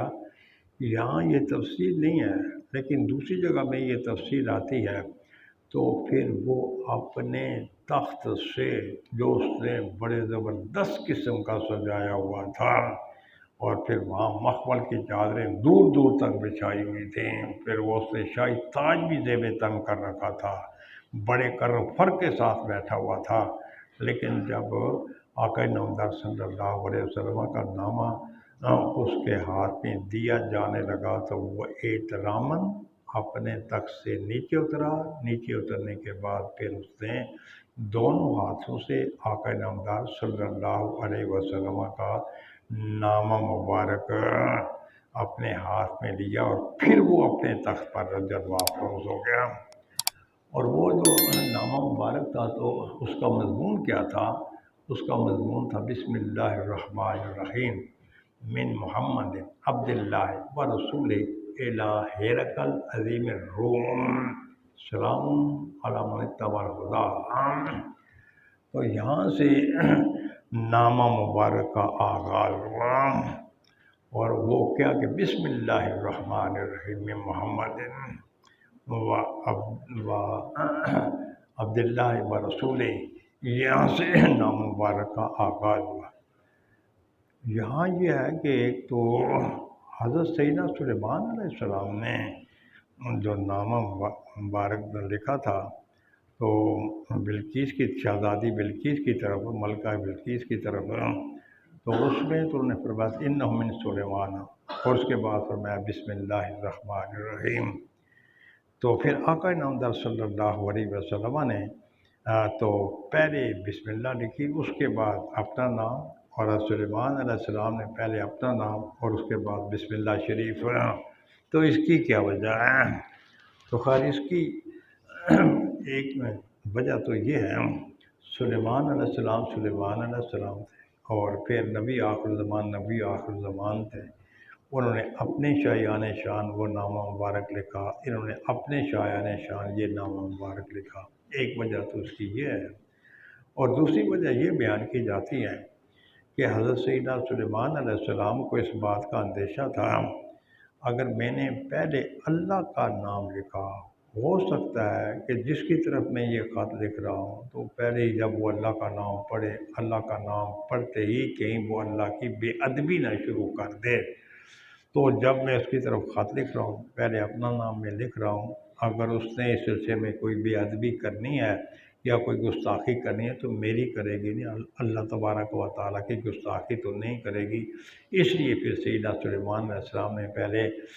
اپنا اسم گرامی لکھا، اور اس کے بعد پھر لکھا کہ بسم اللہ الرحمن الرحیم۔ تو فرمایا کہ یہ محمد عبداللہ اور اللہ کے رسول سے ہرقل کی طرف ہے، جو کہ روم کا بادشاہ ہے، عظیم الروم ہے، روم کا بادشاہ ہے، روم کا عظیم ہے۔ تو جب ہرقل کا جو چچا زاد بھائی تھا، اس چچا زاد بھائی نے جب یہ دیکھا تو اس نے کہا کہ جس نے آپ کو خط لکھا نا، تو اس نے دو بے ادبیاں کی ہیں آپ کی، ایک تو نے اپنا نام پہلے لکھا ہے اور پھر اس کے بعد تمہارا نام لکھا ہے، اور دوسرا یہ ہے کہ ملک الروم کے بجائے اس نے عظیم الروم لکھا ہے۔ تو لہٰذا یہ خط لکھنے والے نے آپ کے منصب کا لحاظ نہیں کیا۔ لیکن یہ جو ہرقل ہے، اس نے تو خط وصول کرتے ہی اس خط کا اتنا احترام کیا تھا، کیونکہ اسے یقین تھا کہ بھائی یہ جو خط لکھنے والے یقینی طور پر یہ اللہ تعالیٰ کے نبی ہیں، ان کا پیغام بھی بڑا عظیم ہے، اس لیے احترام اپنے تخت سے نیچے اتر کر اس نے یہ خط وصول کیا تھا۔ لیکن جب اس کے چچا زاد نے جو وہ اعتراض کیا تو ہرقل نے اپنے چچا زاد کو ڈانٹ دیا اور کہا کہ خاموش، وہ جو خط لکھنے والا ہے اگر وہ ایسے ہی نبی ہے، پھر اس نے جو کچھ لکھا وہ بالکل صحیح ہے۔ تو بعد اس نے کہا تھا کہ ملک الروم کیوں نہیں لکھا، عظیم الروم کیوں نہیں لکھا؟ تو اس سے یہ معلوم ہوا کہ اگر کسی غیر مسلم کو بھی خط لکھنا ہو تو پھر اس کے شایان شان اس کے لیے الفاظ استعمال کرنے چاہیے۔ تو خیر اس میں تو بہت سی باتیں ہیں، یہ جو پورا ہم نے ابھی تک یہاں ترجمہ کیا، بہت سی باتیں ہیں، بہت سی باتیں ہیں۔ تو فرماتے ہیں کہ سلام علی من اتبع الہدی، اس پر سلامتی ہو کہ جس نے ہدایت کی اتباع کی۔ اس کے بعد کہا فرمایا اما بعد، تو یہ جو اما بعد کا لفظ ہے اس کے لیے حضرت امام بخاری رحمۃ اللہ تعالیٰ علیہ بعد میں مستقل ایک بات سنائیں گے کہ یہ جو اما بعد کے بارے میں آپ نے چھوٹی کتابوں میں پڑھا ہوا ہے، خط کے آغاز میں یا خطبوں کے آغاز میں اما بعد کا لفظ جو ہے وہ لکھا جاتا ہے یا پڑھا جاتا ہے۔ اس کے بعد فرمایا کہ بھائی میں تمہیں اسلام کی دعوت دیتا ہوں، اسلام لے آئیں، صحیح سالم لیں گے، اور اللہ تبارک و تعالیٰ آپ کو دوہرا اجر دیں گے۔ تو دوہرا اجر کیسے؟ ایک پہلے نبی پر ایمان لانے کا اجر اور ایک پھر مجھ پر ایمان لانے کا اجر۔ اس پر مزید گفتگو بعد میں آئے گی، دوہرا اجر دیں گے۔ اچھا جی، جب کام دو تو اجر بھی دوہرا، تو پھر اس کے بیان کرنے کی کیا ضرورت تھی کہ دوہرا اجر دیں گے؟ اس کے بیان کرنے کی وجہ بھی انشاءاللہ بعد میں آپ کو بتائیں گے کہ بھائی جب کام دو تو اجر بھی دوہرے، پھر یہ کہنے کی کیا ضرورت تھی کہ بھائی تمہیں دوہرا اجر ملے گا۔ وَإِن تَوَلَّيْتَ، اور اگر تم منہ پھیرو گے عَلَيْكَ اسم الیسیین، تو پھر لوگوں کا گناہ جو ہے یہ تم پر ہوگا، کیونکہ الناس علی دین ملوکہم، کہ لوگ جو ہیں وہ اپنے بادشاہوں کے دین پر ہوتے ہیں۔ تو اگر تم نے دعوت اسلام کو قبول نہ کیا تو تم گناہ گار ہو گئے، تمہاری جو رہے وہ تمہاری پیروی کرے گی اور وہ بھی گناہ ہوگی، ان کو بھی گناہ ہوگا، تو لہذا پھر تمہیں اپنا گناہ بھی تمہیں بھگتنا پڑے گا، اور اپنی رعیت کا جو گناہ ہے جو تمہارے ساتھ وابستہ ہوں گے ان کا گناہ بھی تمہیں بھگتنا پڑے گا۔ وَيَا أَهْلَ الْكِتَابِ تَعَالَوْا إِلَىٰ كَلِمَةٍ سَوَاءٍ بَيْنَنَا وَبَيْنَكُمْ أَلَّا نَعْبُدَ إِلَّا اللَّهَ وَلَا نُشْرِكَ بِهِ شَيْئًا وَلَا يَتَّخِذَ بَعْضُكُم بَعْضًا أَرْبَابًا مِّن دُونِ اللَّهِ فَإِن تَوَلَّوْا فَقُولُوا اشْهَدُوا بِأَنَّا مُسْلِمُونَ۔ تو یہ آپ نے فرمایا کہ بھائی اے اہل کتاب، ایسے کلمے کی طرف آ جاؤ جو ہم میں اور تم میں برابر ہے۔ اور وہ کون سا کلمہ ہے جو ہم میں اور تم میں برابر ہے؟ وہ یہ ہے کہ صرف اللہ کی عبادت کی جائے اور اللہ کے ساتھ کسی کو شریک نہ ٹھہرایا جائے، اور اللہ کو چھوڑ کر کسی اور کو معبود نہ بنایا جائے۔ یہ بات ہم میں اور تم میں مشترک ہے، تو لہذا ہمیں اس بات پر اکٹھے ہو جانا چاہیے۔ اچھا جی، یہ جو آیہ مبارکہ ہے، جب یہ نامہ مبارک لکھا جا رہا تھا اس وقت تو یہ آیت مبارکہ اتری نہیں تھی، تو پھر آقا نامدار صلی اللہ علیہ وسلم نے یہ آیہ مبارکہ یہاں اپنے نام مبارک میں کس طریقے سے لکھوا دی، رقم کروا دی؟ اس کا جواب یہ ہے کہ بھائی یہ جو سیدنا عمر فاروق رضی اللہ تعالیٰ عنہ ہیں، جن کو محدث من اللہ کہا جاتا ہے، تو ان کے دل میں جو اچھی بات کھٹکتی تھی تو قرآن پاک اسی کے مطابق نازل ہوتا تھا۔ یہی وجہ ہے کہ 27 آیات قرآن پاک میں ایسی ہیں کہ جو سیدنا عمر فاروق رضی اللہ تعالیٰ عنہ کے خیال کے مطابق اتاری گئی ہیں، جن کو موافقات عمر کہا جاتا ہے۔ تو اگر سیدنا عمر فاروق رضی اللہ تعالیٰ عنہ کے دل میں وہ آیات مبارکہ کا مضمون آ سکتا ہے، تو اس آیہ مبارکہ کے نازل ہونے سے پہلے آقا نامدار صلی اللہ علیہ وسلم کے دل میں بھی اس آیہ مبارکہ کا مضمون یہ اور یہ آیہ مبارکہ آپ کے دل پر اتاری جا سکتی تھی، اتاری گئی، تو اس میں کسی قسم کا کوئی حرج وغیرہ نہیں ہے۔ ہاں البتہ یہ ہے کہ ضابطہ یہ ہے کہ بھائی اگر اس بات کا اندیشہ ہو کہ یہ جو کافر ہیں یہ قرآن پاک کی تعظیم نہیں کریں گے، تو پھر ایسی صورت میں اگر مسلمانوں اور کافروں کی آپس میں لڑائی ہو رہی ہو، جہاد ہو رہا ہو، تو پھر مسلمانوں کو ایسی صورت میں جہاد میں قرآن پاک نہیں لے جانا چاہیے کہ ہو سکتا ہے کہ کہیں کافروں کے ہتھے نہ چڑھ جائے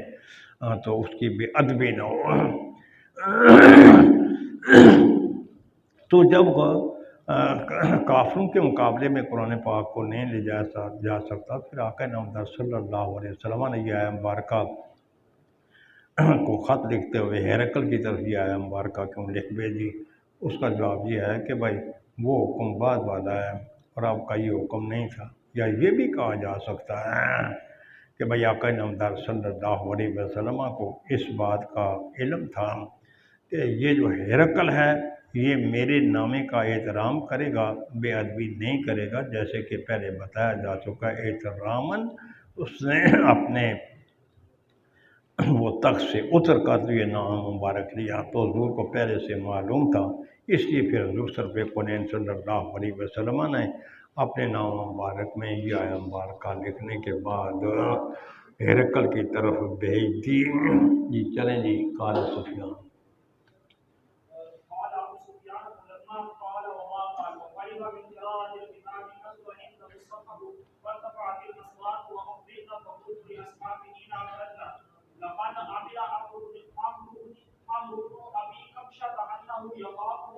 ولم يرد أسفل ما فما زلت موقنا أنه سيظهر حتى أدخل الله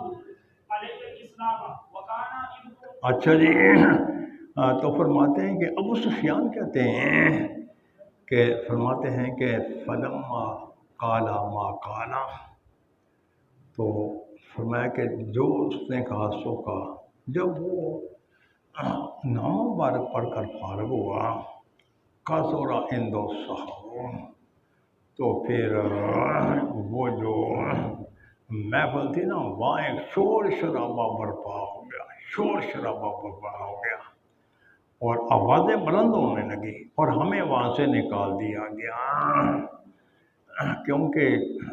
یہ اس نے بعد میں جیسے آئے گا اس نے کہا تھا اگر تم نجات چاہتے ہو نا تو پھر اس پر ایمان لاؤ، اس لیے پھر وہاں شور شرابہ ہو گیا، کیونکہ وہ لوگ اپنے دین پر بڑے پختہ تھے، تو جو جس دین کے ساتھ وابستہ ہو تو اس کو اس دین کے ساتھ بڑا لگاؤ ہوتا ہے اور اس آدمی کے ساتھ بڑا لگاؤ ہوتا ہے، اس لیڈر کے ساتھ بڑا لگاؤ ہوتا ہے، تو اس لیے پھر وہاں شور شرابہ برپا ہوا، آوازیں بلند ہونے لگی، ہمیں وہاں سے نکال دیا گیا، اس لیے کہ کہیں یہ لوگ طیش میں آ کر یہ جو قاصد ہیں تو کہیں قاصدین کو یہ نقصان نہ پہنچائیں، تو اس لیے ہمیں پھر اس شور شرابے میں لوگوں کے شر سے بچانے کے لیے ہمیں وہاں سے نکال دیا گیا۔ تو کہتے ہیں کہ جب ہمیں وہاں سے نکال دیا گیا تو فرماتے ہیں کہ میں نے اس وقت یہ کہا کہ ابن ابو کبشہ جو ہے اس کا معاملہ تو بہت ہی بڑا ہو گیا ہے، اس لیے کہ اس سے تو بنی اسفر کے بادشاہ بھی خوفزدہ ہیں۔ تو بنی اسفر سے مراد یہ ہے کہ روم کا بادشاہ جس کو تو ابھی بھی حال ہی میں ایران سے اتنی بڑی فتح نصیب ہوئی ہے، وہ بھی ان سے ڈر رہے ہیں، خوف محسوس کر رہے ہیں، اس لیے پھر ابن ابو کبشہ کا معاملہ بہت ہی بڑا ہو گیا۔ تو یہ انہوں نے ابن ابو کبشہ کا لفظ ابو سفیان نے آقا نامدار صلی اللہ علیہ وسلم کے لیے استعمال کیا، اور یہ لفظ استعمال کرنے کا مقصد در حقیقت آقا نامدار صلی اللہ علیہ وسلم کی بے ادبی، سوء ادبی اور تحقیر تھی کہ بھائی کیوں، اس لیے کہ انہی کے خاندان میں سے جیسے پہلے بیان کر رہے ہیں اور یہ بھی کہیں کہ ذو نسب ہیں، تو اب جب یہ یقین ہو گیا کہ بھئی آپ کا مرتبہ تو بڑا بڑھ گیا، تو پھر تنزن انہوں نے آپ کی نسبت اپنے خاندان کی طرف، حضور کے خاندان کی طرف نہیں کی، ابن ابو کبشہ کی طرف نسبت کر دی، غیر معروف آدمی کی طرف نسبت کر دی، اور غیر معروف آدمی کی طرف یہ ابن ابی کبشہ کی طرف حضور کی نسبت کیوں کی؟ کہ اس لیے کہ یہ جو ابو کبشہ کا جو کبشہ تھا تو اس نے بھی بتوں کی عبادت چھوڑ رکھی تھی، وہ ستاروں کی عبادت کرتا تھا۔ تو اس ابو سفیان کا مطلب یہ ہے کہ جس طریقے سے ابن ابو کبشہ نے بتوں کی عبادت چھوڑ کر ستاروں کی عبادت وہ کر رہا ہے، ایک ستارے کی عبادت کر رہا ہے، اسی طریقے سے انہوں نے بھی بتوں کی عبادت چھوڑ دی ہے۔ بس اس مناسبت کی وجہ سے اس نے آقا نامدار صلی اللہ علیہ وسلم کو ابن ابو کبشہ کے نام سے معروف کی طرف منسوب کیا۔ بعض کہتے ہیں کہ نہیں، آقا نامدار صلی اللہ علیہ وسلم کے خاندان میں سے کوئی آدمی ابو کبشہ تھا، تو پھر ابو سفیان نے آقا نامدار صلی اللہ علیہ وسلم کی نسبت اس کی طرف کر دی، اور وہ چونکہ غیر مشہور تھا، یہاں بھی اس کی طرف نسبت کرنے کا مطلب در حقیقت آقا نامدار صلی اللہ علیہ وسلم کی تاکید تھی۔ تو فرمایا کہ فما زلت موقنا، تو مجھے اسی وقت اس بات کا یقین ہو گیا کہ سیظہرو، یقینی طور پر یہ غالب آئیں گے، یہاں تک کہ اللہ تبارک و تعالیٰ نے میرے دل میں بھی اسلام کو داخل کر دیا۔ شروع میں آپ کو یہ بتا دیا گیا تھا کہ یہاں دو قسم کے لفظ ہیں، ایک بدء الاسلام اور دوسرا لفظ ہے بدو۔ اگر بدء الاسلام ہو تو اس کا مطلب یہ ہے کہ اسلام کا آغاز کیسے ہوا، اسلام کا آغاز نہ، وحی کا آغاز کیسے ہوا۔ وحی کا آغاز ہوا یا تو پھر سیدنا جبریل علیہ السلام انسانی شکل میں حضور کی بارگاہ میں حاضر ہوتے، یا پھر سلسلۃ الجرس کی صورت میں وحی کا آغاز ہوا۔ ان دونوں قسموں میں سے کسی ایک قسم سے وحی کا آغاز ہوا، اور یہ دونوں قسمیں مشہور تھیں۔ اور اگر یہ بدو کا لفظ ہو تو اس کا مطلب یہ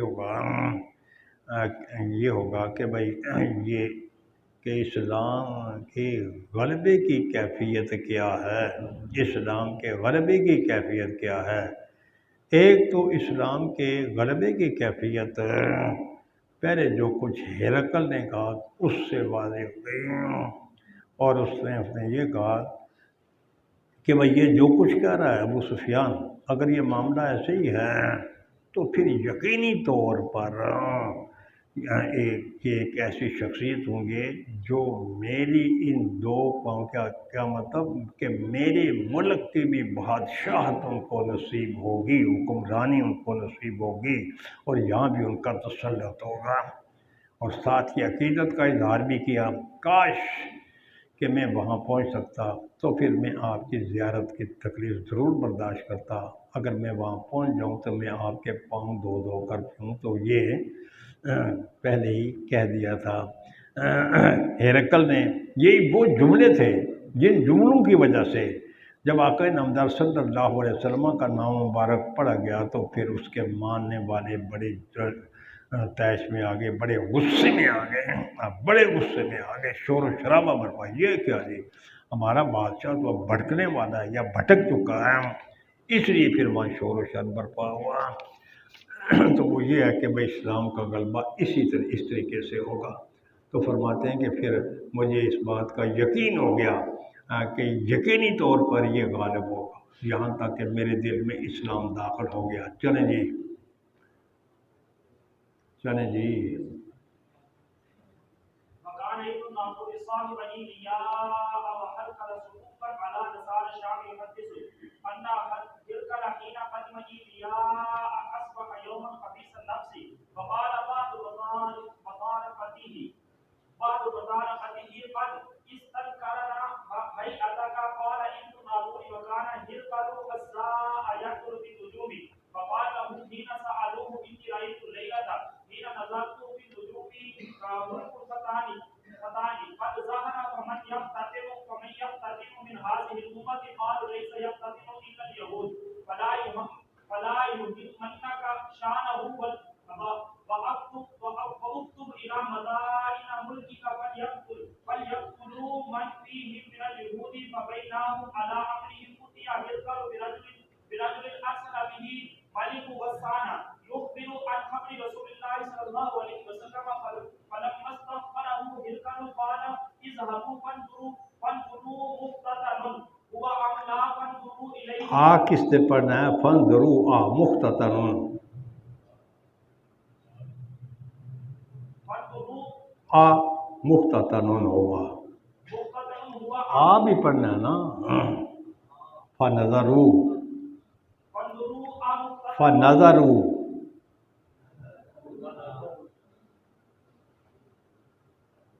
فنظروا اچھا الیہ جی وحدثوه ٹھیک ہے فنظر، ٹھیک ہے فنظروا مختصراً، وہ آپ آ چھوڑ رہے تھے حمزہ، چلیں فنظروا آ مختصراً ہوا، هو ام لا فنظروا الیہ وحدثوه انه مقتدر فسأله عن العرب فقال هم يقتتلون فقال اركبوا هذا ملك هذه الأمة قد زهد ثم كتب اركبوا إلى صاحب له برومية وكان نزيره في العلم وصار هرقل إلى حمص فلم يلوي حمص حتى أتاه كتاب من صاحبه يوافق رأى هرقل على خروج النبي صلى الله عليه وسلم یوافق را ہرکلا، يوافق رأى هرقل على خروج النبي صلى الله عليه وسلم وأنه نبي وأن هرقل لحكماء الروم في تذكرة له بحمص ثم أمر بأبوابها فغلقت ثم اطلع فقال يا معشر الروم هل لكم في الفلاح والرشد وإن يسقط ملككم وَأَن يَثْبُتَ جی وإن يسقط ملككم وتبايعوا ملککم، هذا النبي وحاسوا حيثة حفر الوحشي إلى الأبواب فوجدوها قد غلقت فلما رأى هرقل نفرتهم وأيس من الإيمان قال ردوهم علي وقال إني كنت وقال في آنفا أخبر بها شدتكم على دينكم فقد رأيت فسجدوا له وردوا عنه فكان ذلك آخر شأن هرقل قال أبو عبد الله رواه صالح بن كيسان ويونس ومعمر عن الزهري عن الزہری ہیں۔ تو فرماتے ہیں کہ ابن ناطور جو ہے یہ ایلیا کا گورنر تھا اور یہ ہرقل کا ساتھی تھا، اور یہ شام کے نصارہ پر پادری مقرر تھا، بہت پادری سقف، اس پادری کو کہتے ہیں جو اعلیٰ درجے کا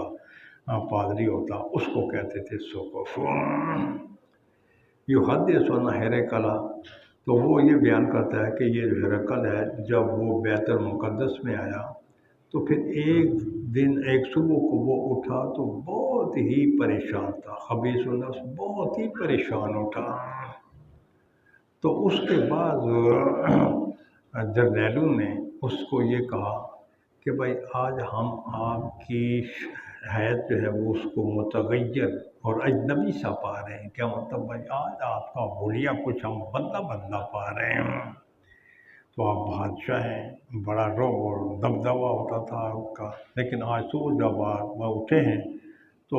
آپ کو دیکھ کر ہمیں یہ معلوم ہو رہا ہے کہ آپ بڑے پریشان ہیں۔ تو قال ابن ناطور، تو ابن ناطور نے کہا، اور وہ جو وکانہ ہرقل، ابن ناطور یہ کہتے ہیں کہ یہ جو ہرقل تھا نا یہ نجومی تھا اور یہ ستاروں میں نظر کیا کرتا تھا، اور پھر ستاروں میں نظر کرنے کے بعد اپنے علم نجوم کی روشنی میں وہ کوئی نہ کوئی نتیجہ نکالا کرتا تھا۔ فقال لهم حين سألوه، تو فقال لهم، تو پھر انہوں نے لوگوں کو کہا جب لوگوں نے اسے پوچھا کہ بھائی کیا معاملہ ہے، کہ بھائی آپ اتنے پریشان کیوں ہیں؟ اس نے کہا کہ میں نے آج رات کو دیکھا اور میں نے جب ستاروں میں میں نے نظر دوڑائی اور اپنے علم نجوم کی روشنی میں نے دیکھا کہ یہ جو ختنہ کرنے والوں کا بادشاہ ہے وہ غالب ہو چکا ہے، یا یہ ہے کہ جلوہ افروز ہو چکا، یا یہ ہے کہ وہ غالب ہوگا کہ بھائی یہ جو ختنہ کرنے والوں کا جو بادشاہ ہے نا تو وہ غالب ہوگا۔ تو بھائی اس امت کے لوگوں میں سے کون کون سے لوگ جو ہیں وہ ختنہ کرواتے ہیں؟ تو لوگوں نے اپنی معلومات کے مطابق بتایا کہ بھائی یہاں جو ختنہ کرنے والے لوگ ہیں وہ یہودی ہی ہیں، ان کا معاملہ آپ کو غم میں اور پریشانی میں نہ ڈالے۔ تو کیا مطلب کہ بس نے دیکھا کہ بھائی میں نے دیکھا ہے کہ وہ جو ختنہ کروانے والے ہیں نا، ختنہ کرانے والوں کا بادشاہ یہاں غالب ہو چکا ہے۔ اس نے پوچھا یہاں کون لوگ ختنہ کرواتے ہیں؟ بتایا گیا کہ یہودی کرواتے ہیں۔ اس لیے پھر انہوں نے اپنے بادشاہ کو تسلی دیتے ہوئے یہ کہا کہ ختنہ کروانے والے زیادہ یہودی ہیں، آپ کو ان کے حالات سے پریشان یا غمگین ہونے کی کوئی چندہ ضرورت نہیں ہے، لہٰذا آپ ان کے معاملے میں غمگین نہ ہوں، اور آپ اپنے ملک کے شہروں کی طرف یہ خط لکھ دیں کہ بھائی آپ کے زیر اثر جتنے یہودی ہیں نا ان کو قتل کرتے چلے جائیں۔ تو فرماتے ہیں تو فبینما ہم علی امرہم، تو کہتے ہیں آگے یہی معاملہ چل رہا تھا کہ بھائی اچھا بھائی یہاں ختنہ کروانے والے یہودی ہیں، ان ہی سے تو میرے ملک اور میری بادشاہ کو خطرہ ہو سکتا ہے، تو لہٰذا اس نے کہا ٹھیک ہے جی ان کو قتل کر دو۔ اپنی یہی معاملہ چل رہا تھا تو پھر یہ کہ ہرقل کے پاس غسان کے بادشاہ کا ایک آدمی آ گیا، اور پھر اس نے آقا نامدار صلی اللہ علیہ وسلم کے جلوہ افروز ہونے کی خبر ہرقل تک پہنچائی۔ فلما استخبروه ہرقل، تو جب ہرقل نے تو یہ غسان کے بادشاہ سے آقا نامدار صلی اللہ علیہ وسلم کے بارے میں پوچھا، فرمایا اچھا بھائی جاؤ دیکھو کہ وہ جو جلوہ افروز ہو چکے اس کو جا کر دیکھو، مختتن ہوا ام لا، کیا وہ ختنہ شدہ ہے یا وہ ختنہ شدہ نہیں ہے۔ فنظر علیہ، تو نے اس کی تحقیق کی، پھر آ کر بادشاہ کو بلایا کہ بھائی وہ تو ختنہ کرنے والے ہیں۔ وَسَأَلَهُ عَنِ الْعَرَبِ، اور پھر ان کے بعد پھر وَسَأَلَهُ، اور پھر اس سے پوچھا عربوں کے بارے میں کہ بھائی عرب بھی کیا ختنہ کرواتے ہیں؟ ایک تو یہودی ہو گئے ختنہ کروانے والے، دوسرا یہ کہ عرب جو ہیں یہ بھی ختنہ کرواتے ہیں۔ وَقَالَ هُمْ يَخْتَتِنُونَ، تو پھر بتایا کہ بھائی یہ بھی ختنہ کرواتے ہیں۔ فَقَالَ ہرقل هَذَا مَلَكُ هَذِهِ الْأُمَّةِ، پھر سقطر نے کہا کہ اس امت کا بادشاہ یہی ہوگا اور یہ غالب ہوگا۔ تو یہی ہے کہ بھائی یہ دین کا غلبہ کیسے ہوا۔ اس کے بعد پھر کتبہ ہرقل، تو روم میں ہرقل کا جو ایک ساتھی تھا تو اس نے اس کی طرف ہرقل نے خط لکھا، اور فرماتے ہیں کہ وکانا نذیرو، تو وہ بھی علم ہرقل کا جو ساتھی تھا وہ بھی علم نجوم میں ہرقل کے پائے کا تھا۔ جیسے ہرقل یہ علم نجوم سے بہت کچھ معلوم کر لیتا تھا، اس طریقے سے اس کا ساتھی بھی علم نجوم سے بہت کچھ معلوم کر لیتا تھا۔ بسارہ ہرقل الی حمص، پھر یہ جو ہرقل ہے تو یہ اپنے دارالخلافہ حمص میں چلا گیا۔ ابھی وہ حمص میں پہنچا ہی تھا کہ اس کے پاس اس کے ساتھی کا خط آ گیا جو ہرقل کی رائے کے موافق تھا کہ بھائی آقا نامدار صلی اللہ علیہ وسلم جلوہ افروز ہو چکے ہیں، وَإِنَّهُ نَبِيٌّ، وہ نبی ہیں، فَأَذِنَ ہرقل۔ تو جب یہ صورتحال ہوئی تو جیسے کہ پہلے بتایا جا چکا ہے کہ یہ جو ہرقل ہے وہ دل و جان سے اپنے علم کی روشنی میں جو کچھ اس نے انجیل میں پڑھا ہوا تھا وہ یہ جانتا تھا کہ نبی آخر زمان صلی اللہ علیہ وسلم جلوہ افروز ہوں گے، اس لیے اس نے ابو سفیان سے گفتگو کرتے ہوئے یہ کہا تھا اگر جیسے تم کہتے ہو معاملہ ایسے ہی ہے تو یقیناً پھر وہ میری ان قدموں کی جگہ کے مالک بھی ہوں گے، اگر ہو سکے تو پھر مجھے ان تک پہنچنے کی امید ہو تو پھر میں یقیناً ان کی ملاقات کی تکلیف برداشت کر کے ان کی قدموں میں پہنچ کر ان کے پاؤں دھونے کے لیے تیار ہو جاؤں گا۔ یہ اس نے کہا۔ اب ہرقل کو جب اس بات کا یقین ہو گیا کہ آپ جلوہ افروز ہو چکے ہیں تو وہاں انہوں نے ایک تذکرہ بنایا ہوا تھا۔ تذکرہ ایسے ہی ہے کہ جس طریقے سے کہ یہ شاہی قلعے میں اگر آپ جائیں تو شاہی قلعے میں اوپر ایک جگہ آدمی کی کھڑا ہونے کے لیے بنی ہوئی ہے، نیچے لوگ ہوتے ہیں، وہ تذکرہ بھی ایسے تھا کہ اوپر وہ خود ہوتا اور نیچے سارے لوگ وہ جمع ہوتے، تو وہ اس کا بھی دارالخلافہ تھا، اور اس کو کبھی کسی خاص موقع پر کھولا جاتا تھا، عام طور پر اس کو نہیں کھولا جاتا تھا۔ تو فرمایا کہ سما ہمارا بے وابیا، تو وہاں بادشاہ بھائی سارے کے سارے میرے جرنیل، میرے وزراء، میرے جتنے بھی بڑے بڑے عہدے والوں لوگ ہیں وہ سارے کے سارے تذکرہ میں چلے جائیں۔ جب وہ تذکرہ میں پہنچے تو پھر اس نے کہا کہ بھائی تذکرہ کے جتنے دروازے ہیں نا ان کو بند کر کے تالے لگا دیے جائیں اور پھر اس کی چابیاں مجھے دے دی جائیں۔ پھر آپ اوپر جس طریقے سے بادشاہی مسجد میں اوپر جگہ بنی ہوئی ہے، بادشاہ کے قلعے میں جگہ بنی ہوئی ہے، اوپر جا کر پھر وہ لوگوں کے سامنے رونما ہوا، اور پھر اس نے لوگوں کو کہا اے روم والوں، کیا تم کامیابی چاہتے ہو؟ کیا تم سیدھے راستے پر آنا چاہتے ہو؟ اور کیا یہ تم چاہتے ہو کہ تمہارا یہ ملک جو ہے وہ برقرار رہے؟ اگر آپ یہ تین باتیں چاہتے ہیں، کامیابی چاہتے ہیں، ہدایت چاہتے ہیں، اپنے ملک کی بقا اگر تم چاہتے ہو، تو پھر تم ایسے کرو کہ اس نبی کی تم پیروی کر لو۔ وحاسو ایسا تھا عمر الواش، تو وہ جنگلی جو گدھے ہوتے ہیں نا، وہ ان کی طرح اس کے جو وزراء تھے اور جتنے اس کے جرنیل وغیرہ وہ جنگلی گدھوں کی طرح وہ بکھر گئے، اور پھر وہ یہ بات سننے کے بعد دروازوں کی طرف چل پڑے کہ ہم تو بھائی جس کی بات سننے کے لیے تیار نہیں ہیں۔ اس کا مطلب یہ ہے کہ ہم اپنے پیارے دین کو چھوڑ دیں تو دین کو نہیں چھوڑا جا سکتا۔ اس لیے پھر فرمایا جب وہ وہاں پہنچے دیکھا دروازے تو بند ہیں۔ جب ہرقل نے یہ منظر دیکھا کہ بھائی میں جو کچھ چاہتا تھا، میرا یہ خیال تھا کہ میں بھی اس نبی آخر زمان پر ایمان لاؤں، میرے سارے چاہنے والے یہ خاص کر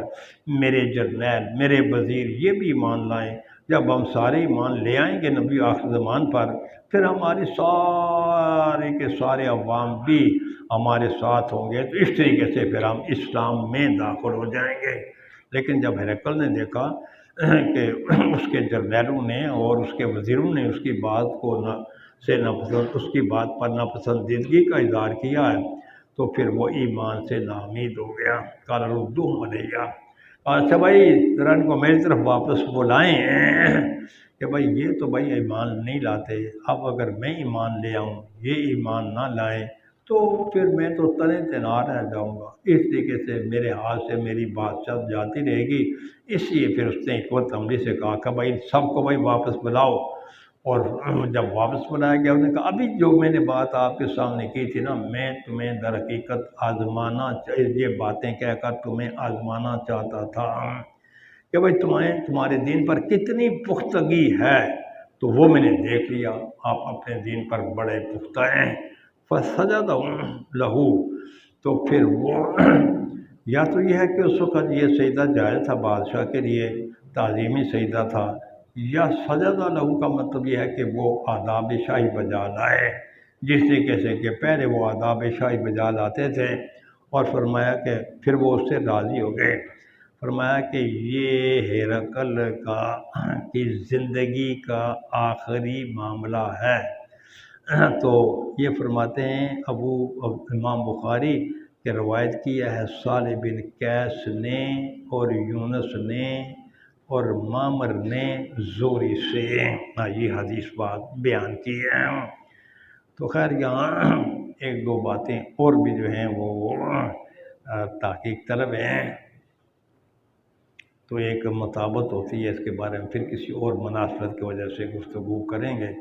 تو یہ جو آخری کلمات ہوتے ہیں، ان آخری کلمات کے بارے میں علامہ ابن حجر رحمۃ اللہ تعالیٰ علیہ کی بھی ایک رائے ہے، اور بعد میں آنے والے جو کچھ اردو کے شارحین ہیں ان کی بھی رائے ہے۔ حضرت علامہ ابن حجر رحمۃ اللہ تعالیٰ علیہ یہ فرماتے ہیں کہ حضرت امام بخاری اپنی پہلی کتاب یا باب کے ضمن میں اس قسم کے اختتام پر اس قسم کے کلمات بولتے ہیں جن کلمات سے اس باب یا کتاب کے خاتمے کی طرف اشارہ ہوتا ہے۔ بعد میں آنے والے شارحین یہ کہتے ہیں کہ کتابوں کے آخر میں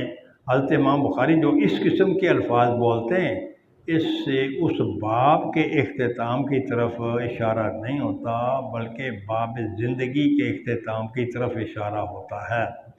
میں کہتا رہتا ہوں دونوں باتوں کی طرف اشارہ ہو جائے تو اس میں کیا حرج ہے؟